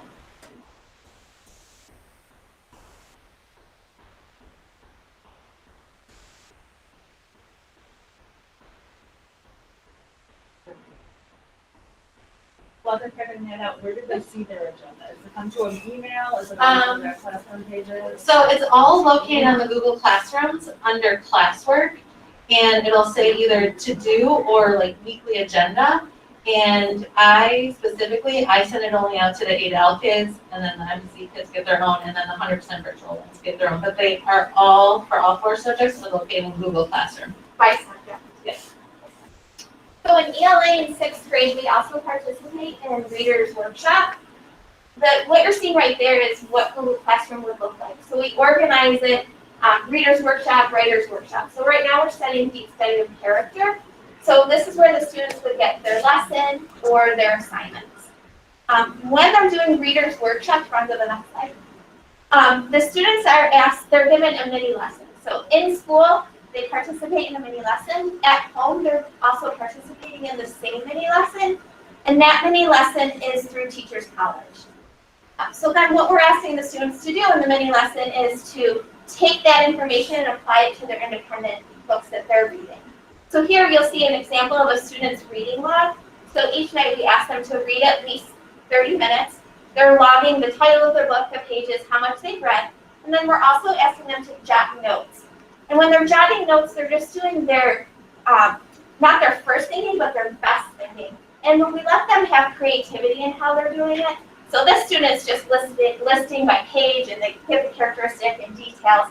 But other students can just add like little post-its and just little different information. It depends on what they choose. Then what we ask them to do is they take those jotted notes, and then once a week they create a reader's response. And so this student is focusing on one of the mini lessons where we talked about the character's less likable traits. So they took the characters from their books and they chose less likable traits and then provided evidence to support it. That's what we do in for reader's response. And Jillian's gonna tell us what we do in reader's response. This is very similar to what goes on in the classroom, back and forth and swapping out. So talking a little bit about Writer's Workshop, it's actually very cool to see that there is consistency starting at the kindergarten level all the way up to 6th grade. The students, again, are getting a mini lesson. If they're in person, they're getting it live from us in the classroom, and if they're at home, they are getting it through the Teachers College video that we push out to them. So again, we put that on Google Classroom. The students watch the video. They find through the video what their teaching point is for the day and really what their task is. And then we go off and we send them on their way. We're actually not probably going to click on the student examples because it's making it tricky to present. But they all have their own interactive writer's notebook. That way we can see their writing when they are at home and when they're in school. And consistency, because in 6th grade we're asking them to write a little bit more. And so if they're starting a story on Monday and they're at home on Tuesday, we want them to be able to continue it in the same place. So we're utilizing a digital writer's notebook for it. All right, so moving on to science. For the past 3 years, we have been adopting the Next Gen Science Standards, and that follows the 5E approach. And we did not want to put that on the back burner this year. So what we did for every topic, they have an interactive digital notebook, and it follows the 5E lesson plan of explore, engage, explain, elaborate, and evaluate. And within that notebook, you guys can click it at a different time, but within that notebook, you will see how we've laid out the 5E lesson. So when they're in school, they get the explore, the more hands-on, and when they're at home, they get the explain section, which is normally like two paragraphs of just reading, and then they apply that knowledge on the right side of their notebook. And if Jody could click to the next screen. This is just how our Google Classroom is laid out, similar to all the other subjects in 6th grade. But here are some helpful tools that we've embedded within our digital notebook to help those students that are at home. If they are a virtual learner, they're not seeing like the explore in class. So what we've done is we made a teacher-directed video. We embed it right into that slide. So even if they're absent from school, they're still able to complete that assignment. For the explain, which is the slide on the right, you can see that we've embedded all the reading passages are read. So we went through, we read all the reading passages, we've inserted links in there. So when they're at home, they're still able to get those accommodations sent to them. So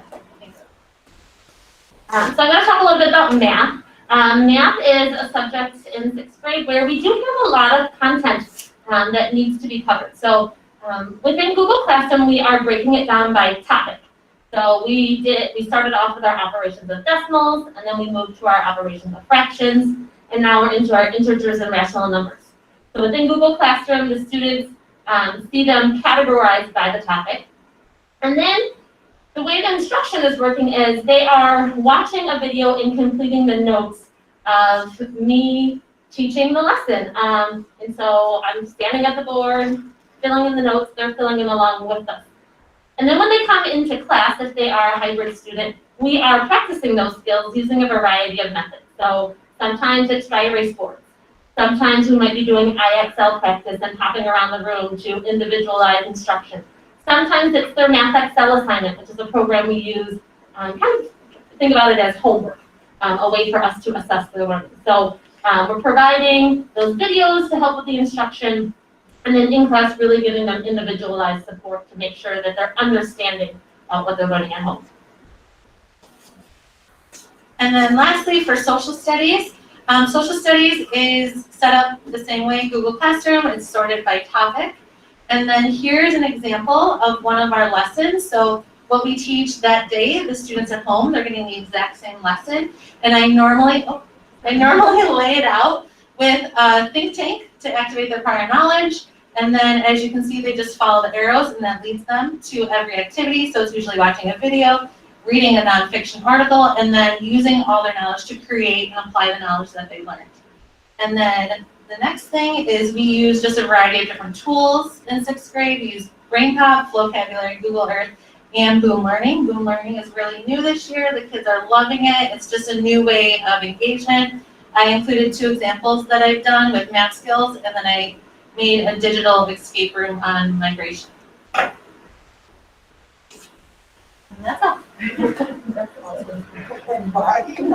I think just this this example from kindergarten to 6th grade demonstrates the incredible amount of work, professionalism, and expertise that's going into creating something that our teachers and most of the United States have never had to do before.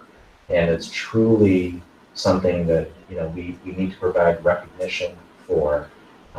It's not perfect, right? We're hearing that parents need more support, but what our teachers are doing is outstanding. And I know if we had even more time tonight, some of the videos are quite entertaining and you know, demonstrate our teachers, their personalities, and how through video they're doing the best that they can to connect and engage children when they're home. And I had the opportunity to see everything from Jillian and Lauren and Amy and our team here, and I just walked away very, very impressed. I had the opportunity to share what was shared with me with Ruby and Cheryl and John Patak, and I just kept, you know, sharing it over and over again because it was truly remarkable what our teachers have accomplished. With, you know, from the spring, you know, kind of struggling through figuring things out, to what you saw tonight. As much as we need to improve our hybrid model, our teachers are really, truly doing outstanding work. So does the board have any questions or comments for our presenters? Looking through, and I tried to read as many as possible. Looking through all of the comments, one of the things was that parents didn't have enough explicit instruction, and that all of the sign-ins and passwords and stuff were all over the place. This actually, the models that you've shown us, kind of put everything in one place. Is this something all teachers are doing or just these specific groups? Because I think this would be great as a model throughout all grades and all classes. Sure. That's a great, Rob and I will take your question and bring it back to our principals so that they can look across their buildings. There's been a tremendous amount of professional development. There's always opportunity to do more. And we do have a staff development day coming up. But we do have a staff development day coming up on election day. And I know that John Fitzpatrick and Felicia Placci are working with teacher leaders to build some more opportunities for our teachers to further their professional development.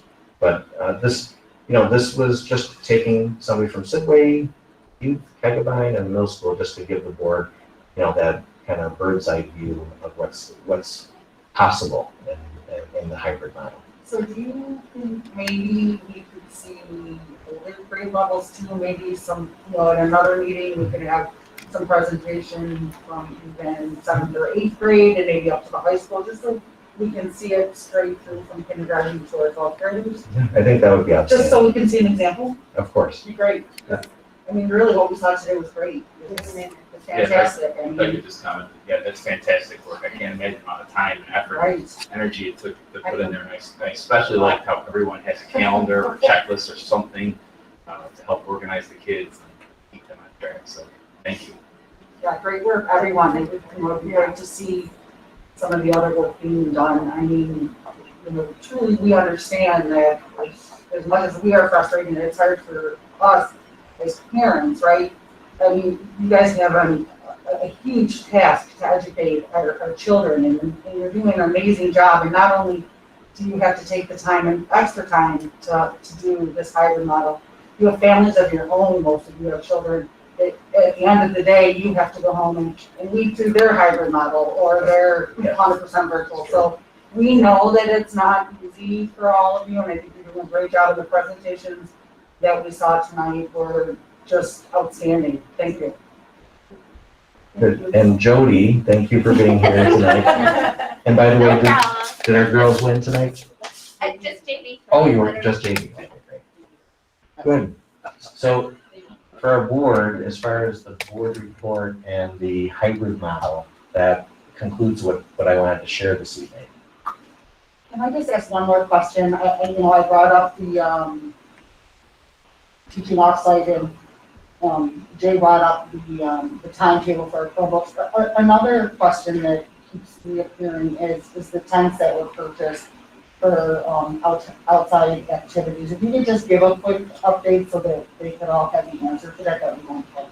Absolutely. Ruby, you're still with us? I'm always with you. It does feel like that.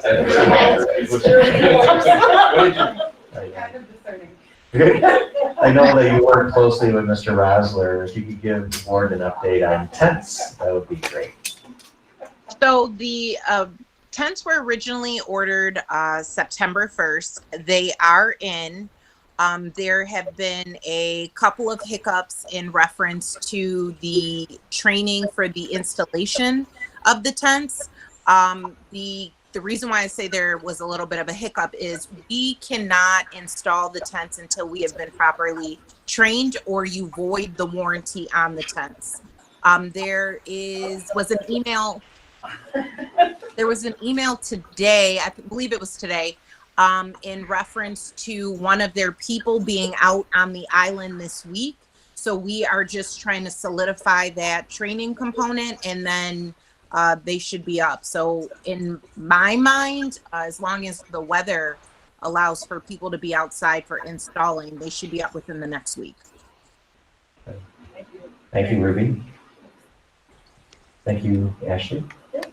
So any other questions before we move on? Okay, thank you to all of the teachers for the outstanding presentations. That was really, really impressive, and I really need to up my game here in my classroom. After seeing all of that, it makes me want to do that. So thank you for showing us all of the extra amount of time and work that you're putting into your classrooms this year to make learning accessible for students at home and in school. We really appreciate everything that you're doing.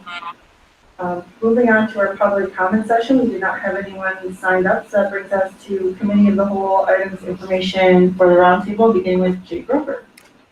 Yeah, if you don't mind, if I could get a quick announcement in for the high school PTSA Academic Awards from 2019-2020 ceremony that was canceled last year are being distributed in lunches this week. So I just wanted to give a huge thank you to Mr. Loria, Karen Fisher, and Sandy Cohen for helping us to organize those and get those awards to those deserving kids. Thanks, guys. Glenn, I got nothing further. Thank you. Okay, Nicole? Just thank all the parents, kids, teachers, everyone doing everything they can right now to make it work as best we can right now for the kids to learn as much as we can get them to learn right now. Hopefully, we can get things moving forward, go back to school eventually.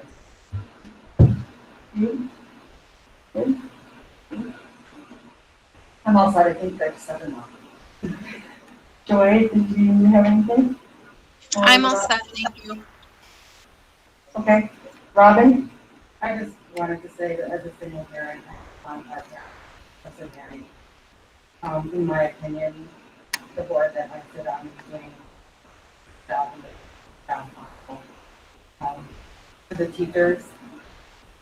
Thank you so much, because as an art teacher trying to take a visual lesson and put it online for 100% remote and Buffalo, it's a task. And what I saw today was absolutely amazing, so thanks.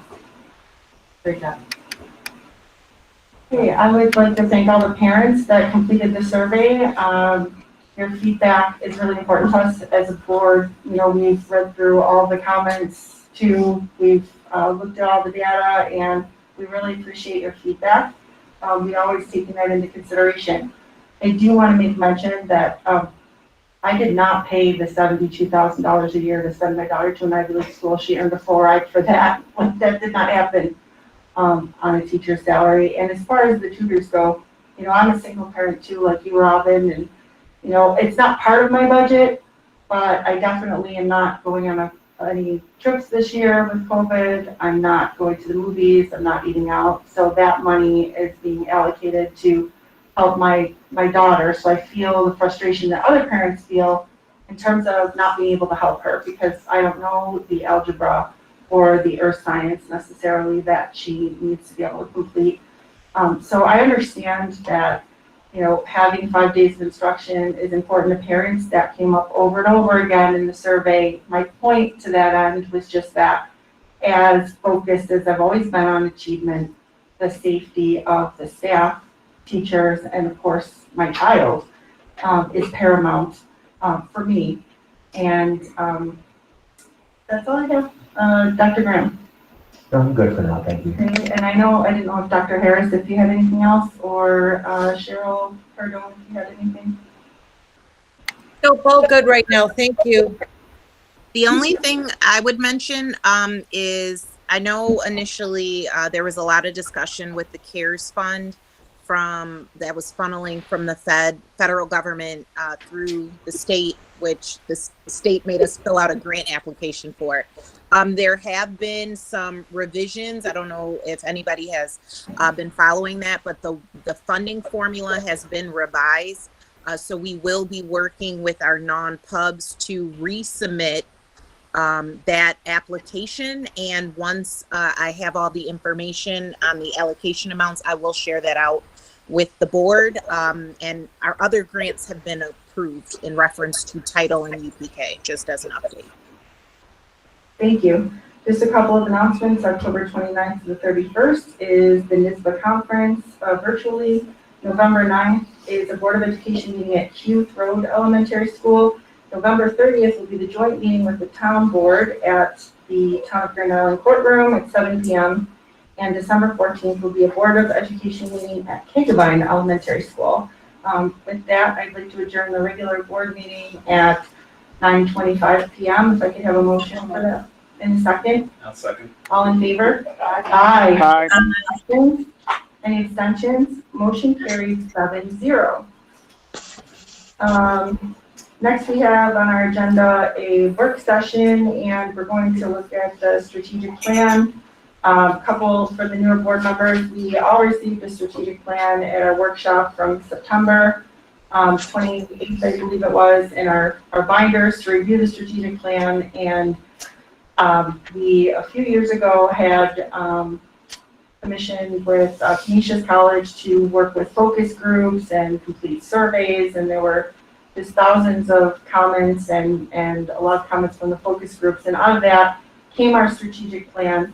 And just to get an update, we'll be having different members of our educational community today, the middle school and pupil services, to give us an update on how the strategic plan is going. I'd like to invite John Fitzpatrick to the microphone. John, I'll present your slide for the board. Thank you very much.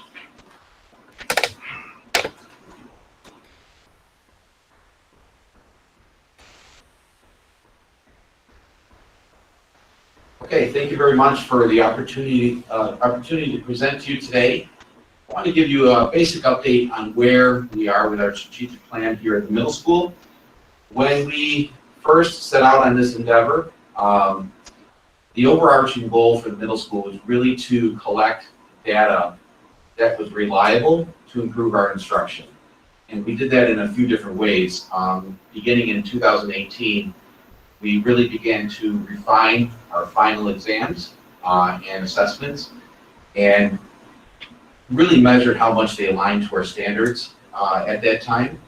So if you look at the bullets, I'll go through some of them tonight. These are the highlights, I guess, of what is our strategic plan, and I want to be very clear, even though we're in a pandemic, the plan didn't go away. And everyone has to know that. It's just, I don't want to use the word parking lot as often as used, because that reminds me it's going to sit and stay there, but it's actually riding on our side right now. So in June 2019, we created common summative assessments, final exams across grade levels, especially in our core content areas, including LOTE. And our goal was really to get our students to an 85% mastery. We wanted to make sure that these common assessments were aligned to the standards, that what we were teaching was exactly what the state was expecting our students to learn. In 2019 of that spring, we had our ELA and math teachers identify the power standards, and those are just standards that appear most often on state assessments. And they were able to adjust and modify their exams based on what really is tested the most, and also adjusting their curriculum maps. In October of that same year, we used the assessment results to do really a global and narrow view. How did our kids do on those final exams? And then create an action plan after that in December of 2019.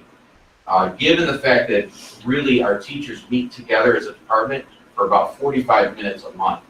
So it takes a lot of time and sitting together to meet out what really is important. And so by December of 2019, we were really looking at, how do we do on those final exams, and what can we do better in terms of teaching? And then using that information to then recreate a better exam that's going to give us more information to inform our instruction. So then we're ongoing, modifying our curriculum. We're doing what we need to do. In January, I really thought this was highly important. We had to take a step back because in the middle school, we were beginning to work a little bit faster than we wanted to in terms of we were doing what we were trying to accomplish. However, we weren't getting the information that we really needed from those assessments, the work that we were doing, and we wanted to slow down a little bit, particularly because of our special ed and ELL population. We had met as a department, all the department chairs met with our special ed coordinator, and we needed to focus more, not so much on the final exam, but begin more on a formative assessment. It's a quick assessment you would take inside your classroom, or it could be over a week. It's not a long assessment, it's not like a final exam, but to give us more immediate results to inform our instruction going forward. I was super pleased with those meetings that we were having with the department chairs and Laura Murray, who is our special ed coordinator, because they became more fruitful than anything else. Before I talk about anything more, I have to highlight what we were doing in 6th grade, and that was the pilot project of that year for the writer's workshop that these 3 teachers that you see in front of you, along with the rest of our 6th grade team, were piloting in writer's workshop. Aside from that, I have to say our science curriculum, our science team, we have been ahead of the region, the BOCES, the Erie 1 BOCES, in planning for the science curriculum. We were always a year ahead, in large part due to Deanna Press-Piora, Mary Howard, all of our science teachers. So we did not hold back when the state was changing the standards. We jumped on it right away. We wanted our students and our teachers to be ready a full year ahead. So right now, the state has pushed back the exam during the pandemic to 2 years from now. But we're already on top of it. We're going to be ready for that exam when it comes. So, March hits 2020. Definitely, like I said, I want to say that the strategic plan is riding along our side right now, because we had to, especially this fall, front load instructional technology to all of our teachers, give them as much training as we possibly could give in instructional technology, which really culminates, I shouldn't say culminates, but it's going to show on the November 3rd Professional Development Day. We have 4 different sessions to help our teachers with instructional technology techniques and making the most of Google Meets and rethinking with Cami 9 different ways that online instruction is different than face-to-face instruction. So those are just some examples of what our teachers can choose to be trained in on November 3rd. And then, as of recently, the state hasn't changed any standards. The state did not modify any curriculum whatsoever. And we talk about, I'll just take an example of phys ed. You still have to take 20 weeks of phys ed. The state didn't change that at all. So we still have to use spaces for phys ed, of course, right? So the middle school, I thought, was doing a really good job in moving forward with the curriculum. But that being said, we do have to maintain a balance for our students, our teachers, and their families. So as of this week, we are working to reduce the workload that we're pushing out to our middle school students and their families. We recognize the comments that were made in the surveys, but it's important to know that the strategic plan, that's where we are in the strategic plan. And I want to be very clear, it is not on the back burner. It's not sitting in a parking lot. It's just waiting on the side until we can pick it up and run with it again. So, any questions for me? Mr. Fitzpatrick, one of the things that I'm noticing, there seems to be conflict between the Board of Regents and the federal government.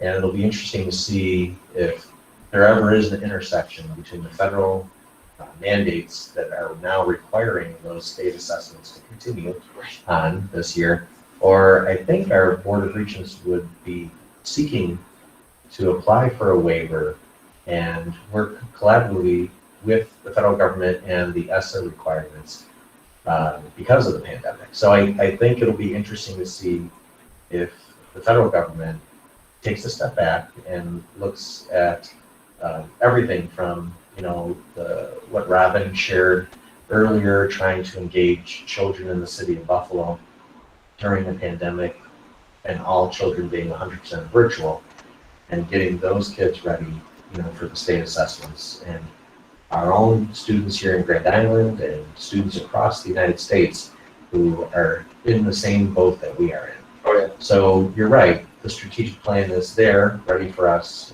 It's hard to measure the success in many cases, the good work that you're doing at the middle school without the state assessments as one of the, The thing is, if I should say, I don't mean to interrupt you, Dr. Graham, but the state assessments aren't reliable data. I mean, it's a one-shot test. It's really a temperature reading. It's not data that's collected over time. And especially when you have a high percentage of students that refuse to take the exam, then you're really, we need the strategic plan helped us come up with a better plan to have measurable and more qualifying and quantifying data that we could use to inform our instruction. Does the board have any questions for Mr. Fitzpatrick? So I had a quick question about the formative assessment. So when you talk about having it in not in a parking lot, but off to the side, so this year you won't be giving any formative assessment? Oh, no. We absolutely will give a formative assessment. You still need to, just having a common formative assessment was part of our strategic plan. But we still expect our teachers to give formative assessments as they normally would to determine how their kids are doing, in any particular lesson or classroom. So, Thank you. You're welcome. Does anyone have any other questions for Mr. Fitzpatrick before we're done? All right. Thank you, John. I'd like to transition over to Cheryl Cardone. Cheryl, you have a pretty large portion of the strategic plan. I That do. covers a lot of the departments that you oversee, so please take it away. All right, good evening, everybody. I want to reiterate what John Fitzpatrick just said is, just because we were in a pandemic and we were home, working from home March to June, the strategic plan didn't go away. And I just want to say that and compliment all of my departments as I highlight the areas that we focused on over the past year, and just say that they did work really hard and still stuck to the strategic plan and all of its contents, which I think you'll see as I highlight certain areas of the plan. What I did have Jude hand out is the first page of the strategic plan. I also had all of my department chairs or program coordinators, whichever you want to call them, actually attach a report. All of you can read those reports, and if you have future questions or you need clarification, don't hesitate to ask. But for tonight's purposes, I'm going to just highlight a few areas in all of the PPS departments. I will pause after each department strategic plan highlights, have you ask for questions and clarification, and then I will end with where we are going for year 3. So I will start first with the social workers and psychologists. Just wanted to note that, as we all know, they are an integral part, along with our school counselors, in regards to the social emotional health of all of our students, which is a really big primary focus at this time, especially as we move through the pandemic. As we all know, thank you to the Board of Education for allowing us to hire a 1.0 FTE social worker. Jessica Hutchings has helped us in so many areas. One of the most important ones that I would like to highlight is the Family Support Services, which is also an initiative by the Wellness Committee. And just as a reminder, the Wellness Committee is comprised of Sue Marston, Robin McCurry, myself, Jessica, and 2 town board members, which is Jennifer Bainey and Mike Madigan. As in the past, and as a reminder, we have in district working on Thursdays our family and children's services. They're there all day on Thursday, and they are also there in the mornings in district office on Fridays. We have Horizons Support Service, which is there on Tuesdays. And most recently, starting at the end of September, thankfully, we did add Gateway counseling services. Gateway is already seeing approximately 10 students that have been referred. Unlike Horizons and Family and Children's Services, they are actually at our elementary schools. They are in the mornings at, I believe it's Huth, and then in the PM, they transition over to Pegaline. So we welcome them and all of the support that they are giving us with our children. I will say that during the pandemic, when we couldn't come into our buildings, Horizons and Family and Child Services did see all of our students virtually, right from March all the way through the summer. They are still virtual with many of our kids, but they're starting to bring the kids back in person as well. Let's see. I'd also like to highlight RTI, which is Response to Intervention. Most recently, we did reconvene that task force, and we have already met 3 times this year. And I know Denise and Felicia and Max are on here. I believe we have another meeting again this Wednesday at 9 a.m. So it will be our 4th meeting. I'm very proud to say that we're meeting to really ensure that our students are receiving the support that they need. We're finding that there are gaps, but how do we close those gaps? And we're also trying to provide for our faculty a better understanding of the changes in the RTI framework, timeline, and services because of COVID. We're actually looking at, how do we identify our students, what kind of assessment validity there is, intervention services, and determination of skills.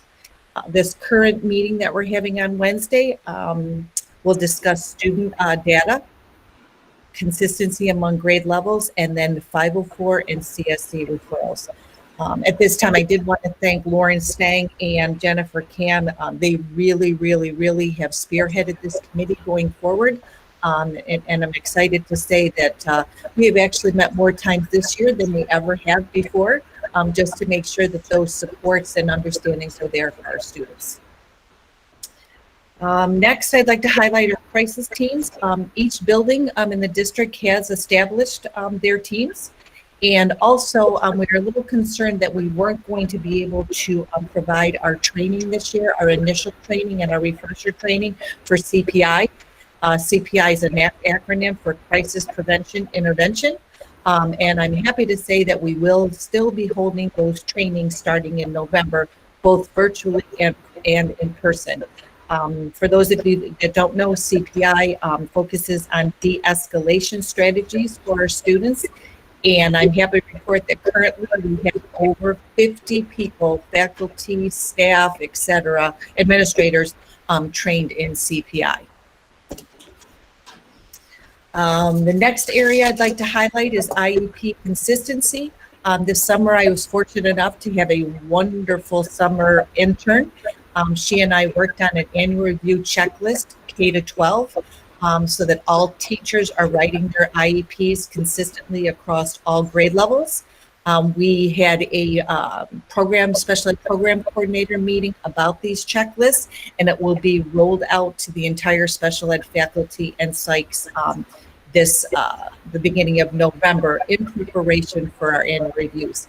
And just to add, for the high school, annual reviews will be starting first at the high school level in December. CSC and CPSC meetings, we had to change them back in, I believe we started in April. I was very happy to say that Angela transitioned very well to chairing these meetings. They are all virtual. They've been very well received by the parents. And I will also say that we are going to continue these virtual meetings throughout this school year until things change. And I also would like to add that all testing by the school psychologists that were halted over the pandemic, that testing has now been completed this week. So we can continue to move forward. Any questions on that section? I had a question about services. Are students coming in on Wednesdays for IEP services? Did I hear that some of the students are coming in on the remote Wednesdays to different? Some of the students are, yes, Ashley, some of the students are coming in for remote services. We did offer that, especially for the related services, especially for speech, OT and PT. We also have some of the children coming in to get their testing done on those days too. The reevaluation testing, along with any of the missed testing that they had during the COVID time that we were off. And the other question I have is, are your related service providers doing Google Meet or Zoom to provide services with students, like a speech service via Google Meet or Zoom, or traveling to the student or anything like that to make sure they're receiving the same amount of service that's on there? The students are receiving a little bit of both. They're receiving in-person services. We're trying to accommodate parent requests, and they're also receiving teleservice via our Google Meet platform. So my question is just to reiterate so parents know. They can ask their kid not to be taken out of the classroom and actually have virtual Wednesdays instead. Robin, is that you talking? Because I'm having a little hard time hearing you. So just from my understanding, what I'm understanding is parents who are requesting their kid not to be taken out of a class for remote learning, they can have them from Wednesday or have that virtual if they request it. We are trying at all costs. There's a lot of students to get service, but yes, we are trying to make sure that kids are not taking out their. Parents had that concern, so I'm glad you're doing that. Yeah, thank you. Okay, any other questions? All right, so then I'm going to move to special education and highlight that area. Just to recap, even though we were virtual, we did hold a summer school program in district this summer for grades 2 through 12. It was all virtual, and we had well over 75 students participate. So it was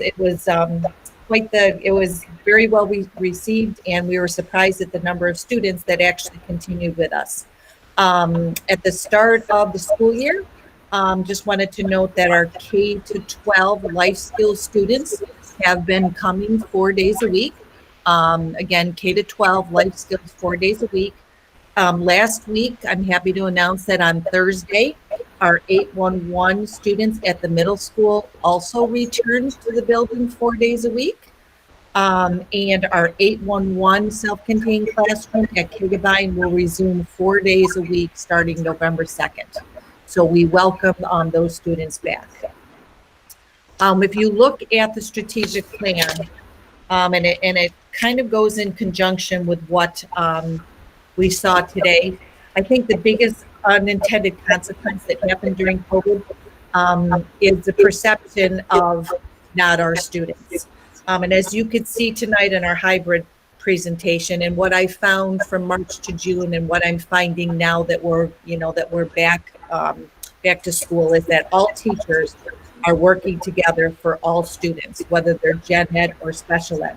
I'm not hearing anymore, that, the special ed teacher is going to take care of that. Well, I take care of this. During all of my meetings, it was nice to hear that they were working together collaboratively to try and address all students at every grade level, gen ed, special ed, 504, ENL, et cetera. So that, on a positive note, I wanted to note that. Another highlight on a successful practice that was started last year and that we will be continuing this year is that the building psychologist, myself, and the special ed program coordinator, whatever the building that they may be in, we have one at the elementary level, the middle school and the high school. We'll be meeting with each principal this year before annual reviews to ensure consistency and practice.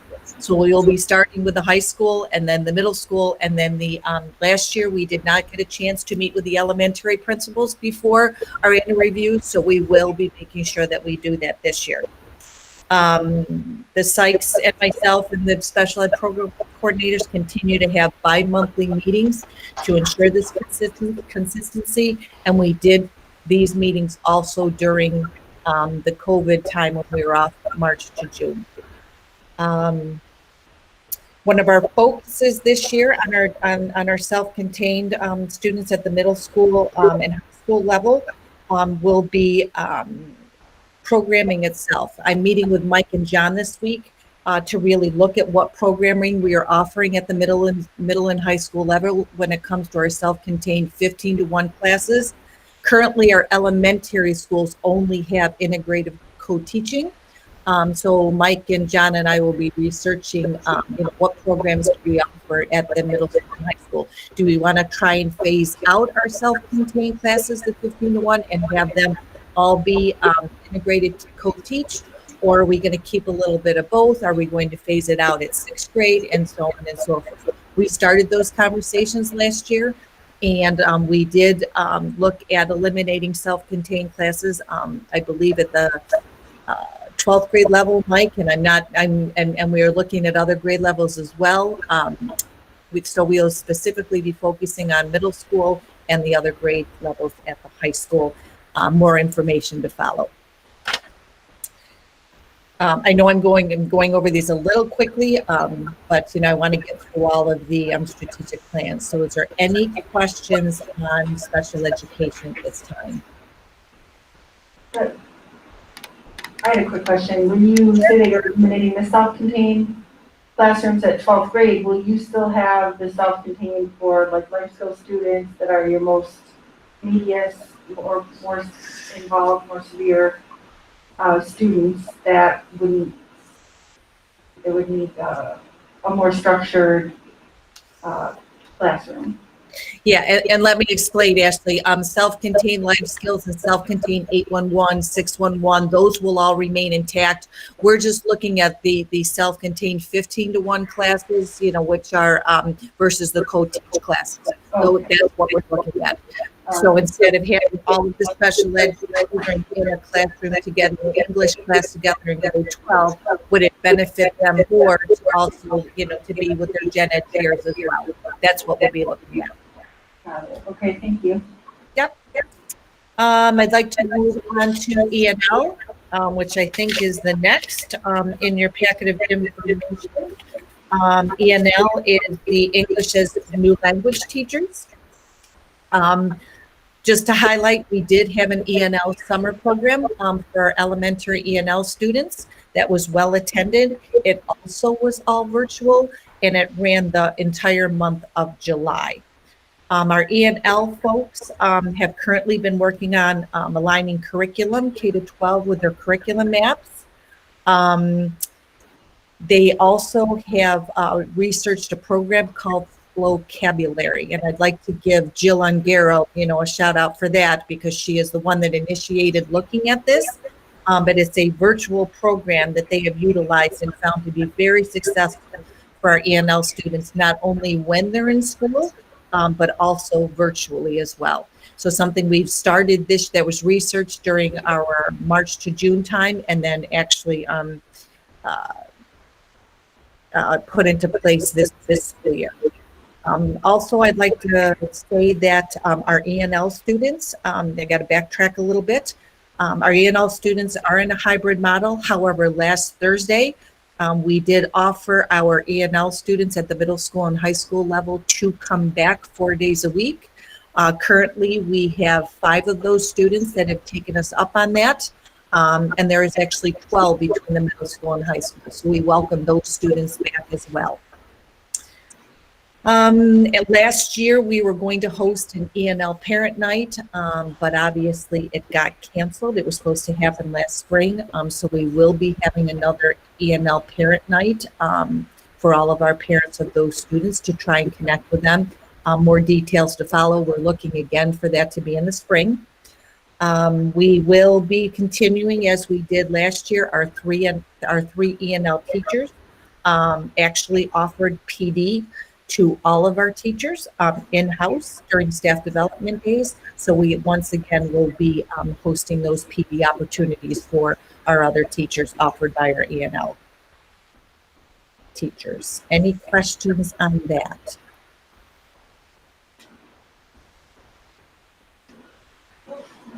All right. School counselors would be next. First of all, thank you to the board for allowing us to hire a 1.0 elementary counselor, Julianne McGrath. I'd like to highlight her first accomplishment. Her job last year from March to June was to put together that K-12 comprehensive district guidance plan that the Board of Education approved in July. She worked with all of the counselors, middle school and high school, to develop this plan during the time that we were all home. And I'm glad to say that it is put together. It was approved by the board, and now we start working on it again. As part of the New York State regulations, we have to have 2 advisory board meetings that look at this plan. And we make revisions, we add things, we delete things. The advisory board meetings, one is in October and one is in March.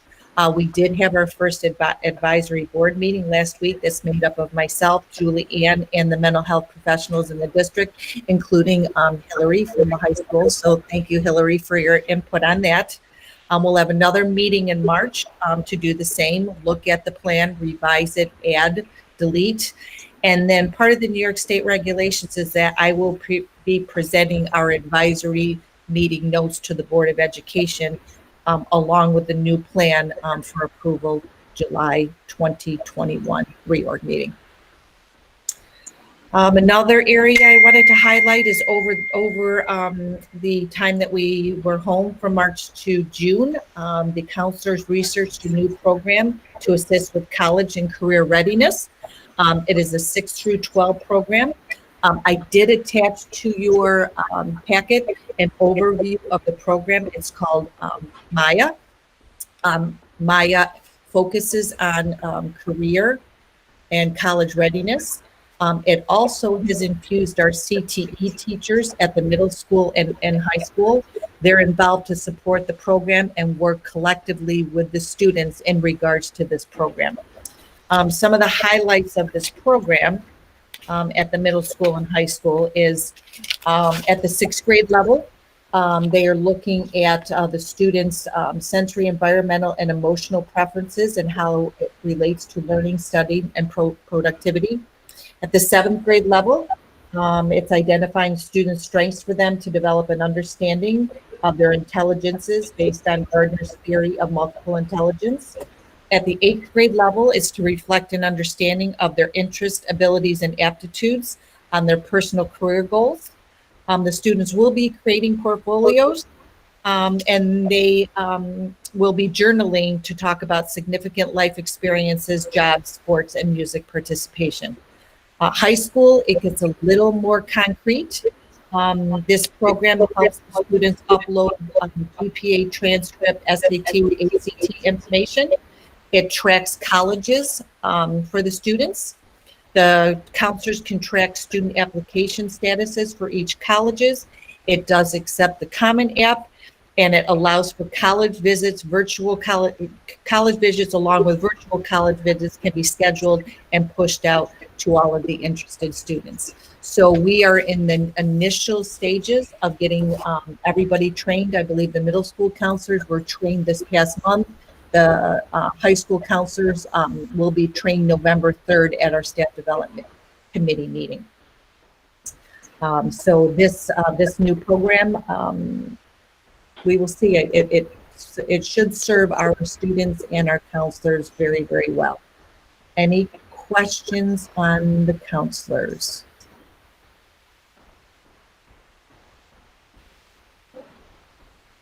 Okay. I'm going to move on to our speech language pathologists. As we mentioned before, the speech pathologists saw all students that wanted to partake virtually through teleservice. They also continued this service throughout the summer.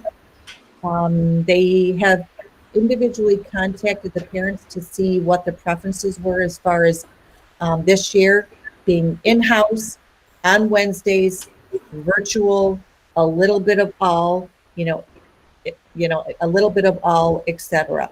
So they seem to be working very collectively. They need to actually communicate more often than they found before. I actually meet with them probably bi-monthly, sometimes monthly, to make sure that they are servicing our students and actually making sure that they have the supports in place that they need to do this. I want to highlight one thing about our speech pathologists is we do have one out at Sidway on maternity leave. All of them have rearranged their schedules and actually helped Jennifer out and have picked up her students because we could not find a sub to actually take her position over. So kind of how we did that, it's not that we don't need Jennifer, it's we are focusing right now on our CSE students and our 504 students. They are our mandated counseling sessions. We have put speech improvement services on hold for the time being, just a pause until we have our speech pathologist back in November. And then Jennifer will return to Sidway in December so that we can make sure that we put those speech improvement times back in place for our kindergartners and our first graders. Any questions regarding our speech services?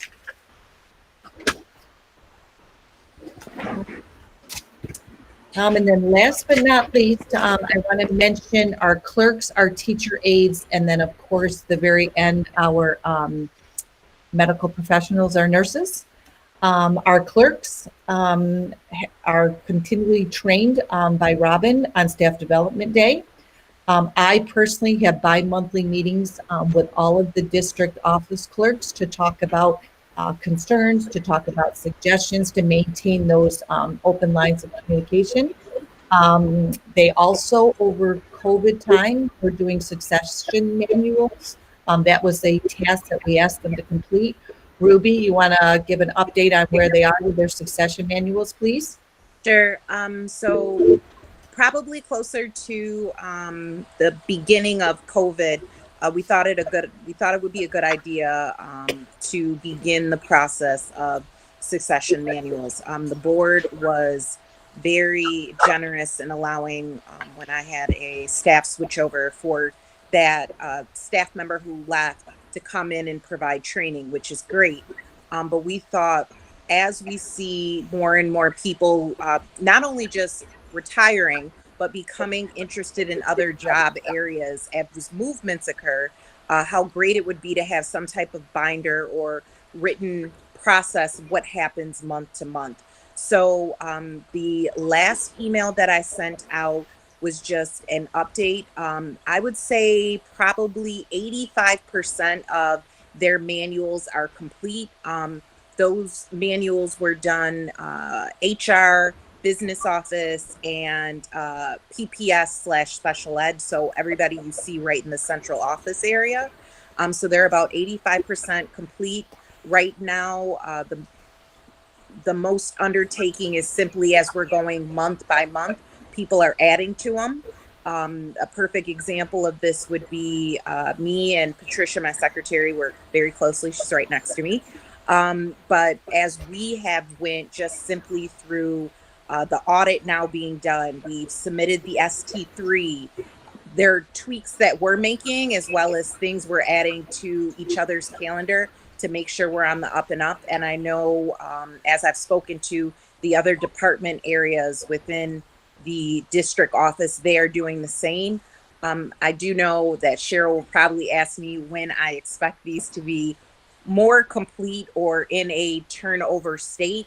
My thought is probably in the spring, but I would like to give them that till about the June 30th date to add any follow-up items, because they did have a time period where they weren't in the office this past year. So they may want to add a couple other things as they're going back into the normal process and not a COVID process. But it seemed to be very helpful, as you have people that are even simply out.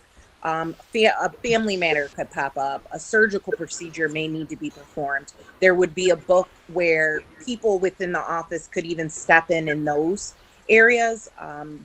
They proved to be helpful in other ways. So I think this will be something definitely great for Grand Island. And I know myself, Dr. Graham, and Cheryl, we're really excited to have this happen. Thank you, Ruby. And then the last thing for clerks is I wanted to mention that our central registration packet, we started to put a lot of it online, but it will fully be online, virtual, be able to be filled out, documents uploaded by the first of the year. So we are very excited about limiting, the amount of people coming in and out of district office and streamlining this process. The next is teacher aides, hall monitors, and technicians. I'm going to focus specifically and quickly on teacher aides. I will state that during my meetings from March to June, many of the special ed teachers did report to me that their aides were working with them remotely through their own device. They have continued to do so.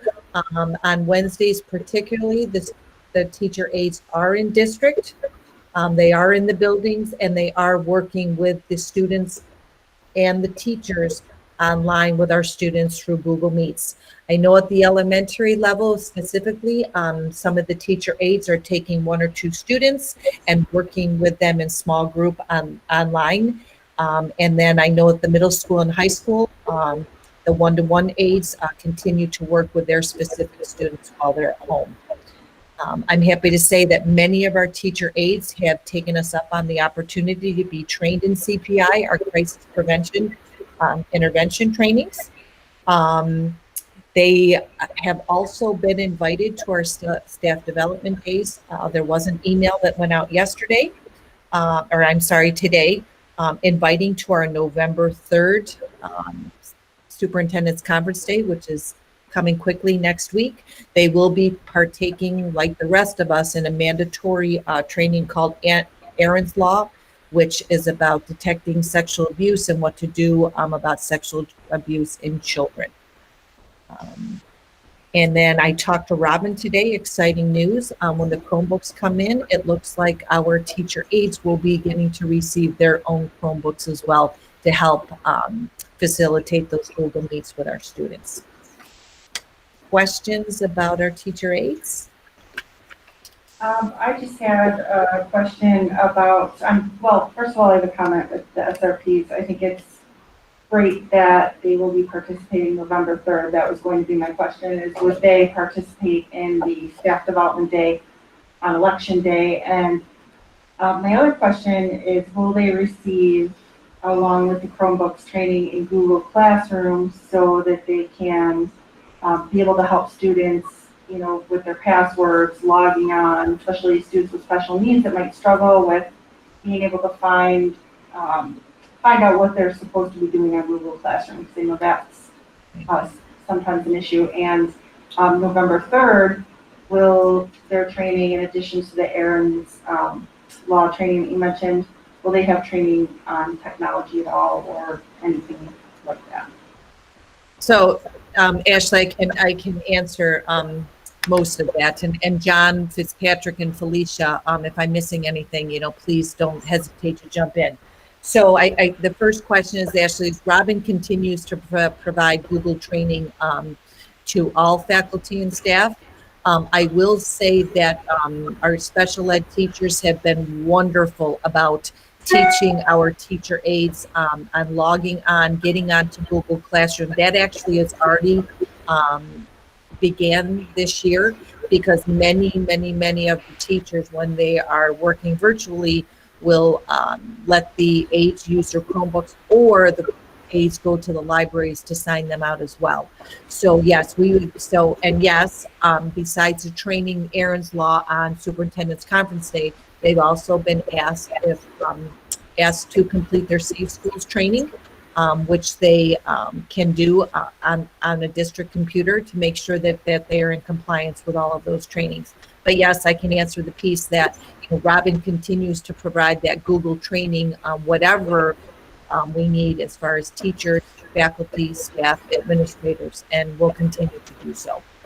John or Felicia, am I missing anything else that's going on in Staff Development Day with trainings in Google formats? Okay, thank you. John said you were spot on. Okay, well, I didn't hear that. Thank you. Anything else? All right. Questions, comments? And then last but not least, I will talk about our nurses. As we all know, I'd like to thank them during this time. They are busy with health screenings, COVID questions, normal duties, you know, et cetera, et cetera, et cetera. They are on that front line. I do meet with them every single Wednesday. And I do talk to most of them daily, because there is a COVID situation or two that comes to the forefront every day. And thank you to Dr. Graham for making me be the COVID coordinator, because that's where that comes from.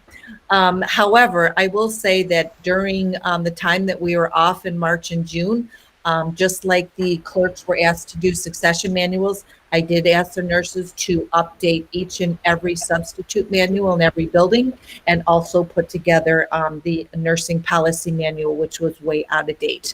I'm happy to say that those two things were completed and finished. We have both of those on our Google Drive.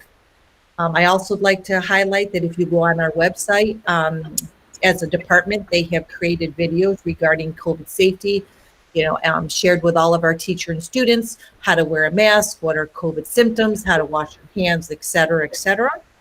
And again, you know, just they are the front lines to COVID. And, you know, I appreciate working with them and meeting with them weekly, because we go over all sorts of scenarios, because everyone seems to be a little bit different.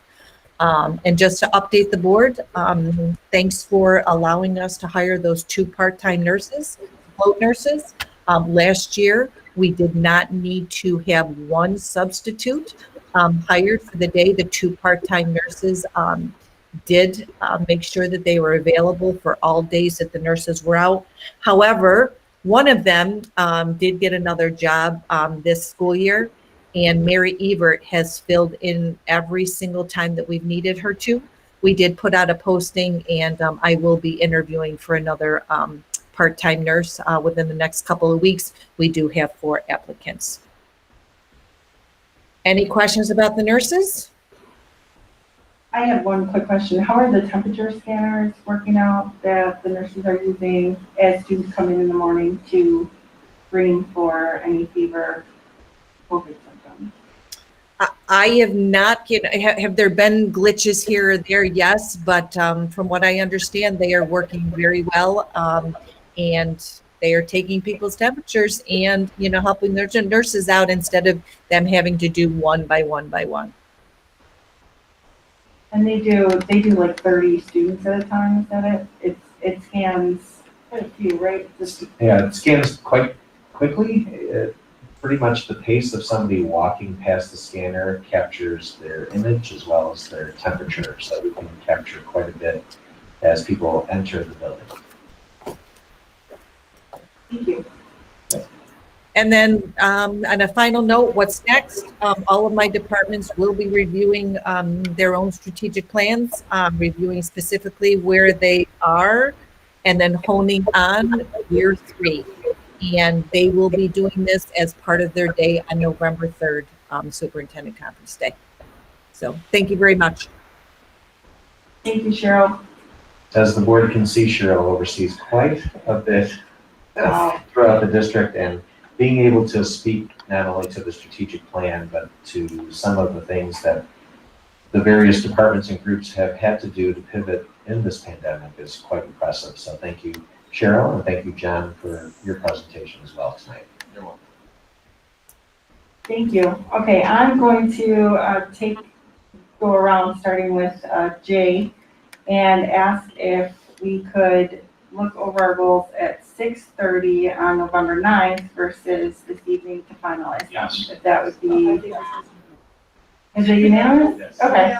Okay, I didn't want to make, I wanted to make sure we got everybody's input there. And I will say, I'm 15.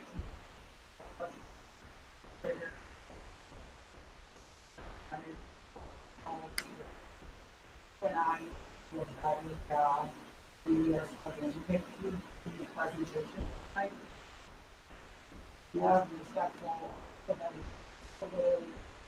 Yes, it did go a little long, so I apologize for that. We always do try to be as mindful as we can of the time, not to go this late. So we will move the goals to 6:30 on November 9th, and we'll see everybody at our next meeting, which is the 9th at.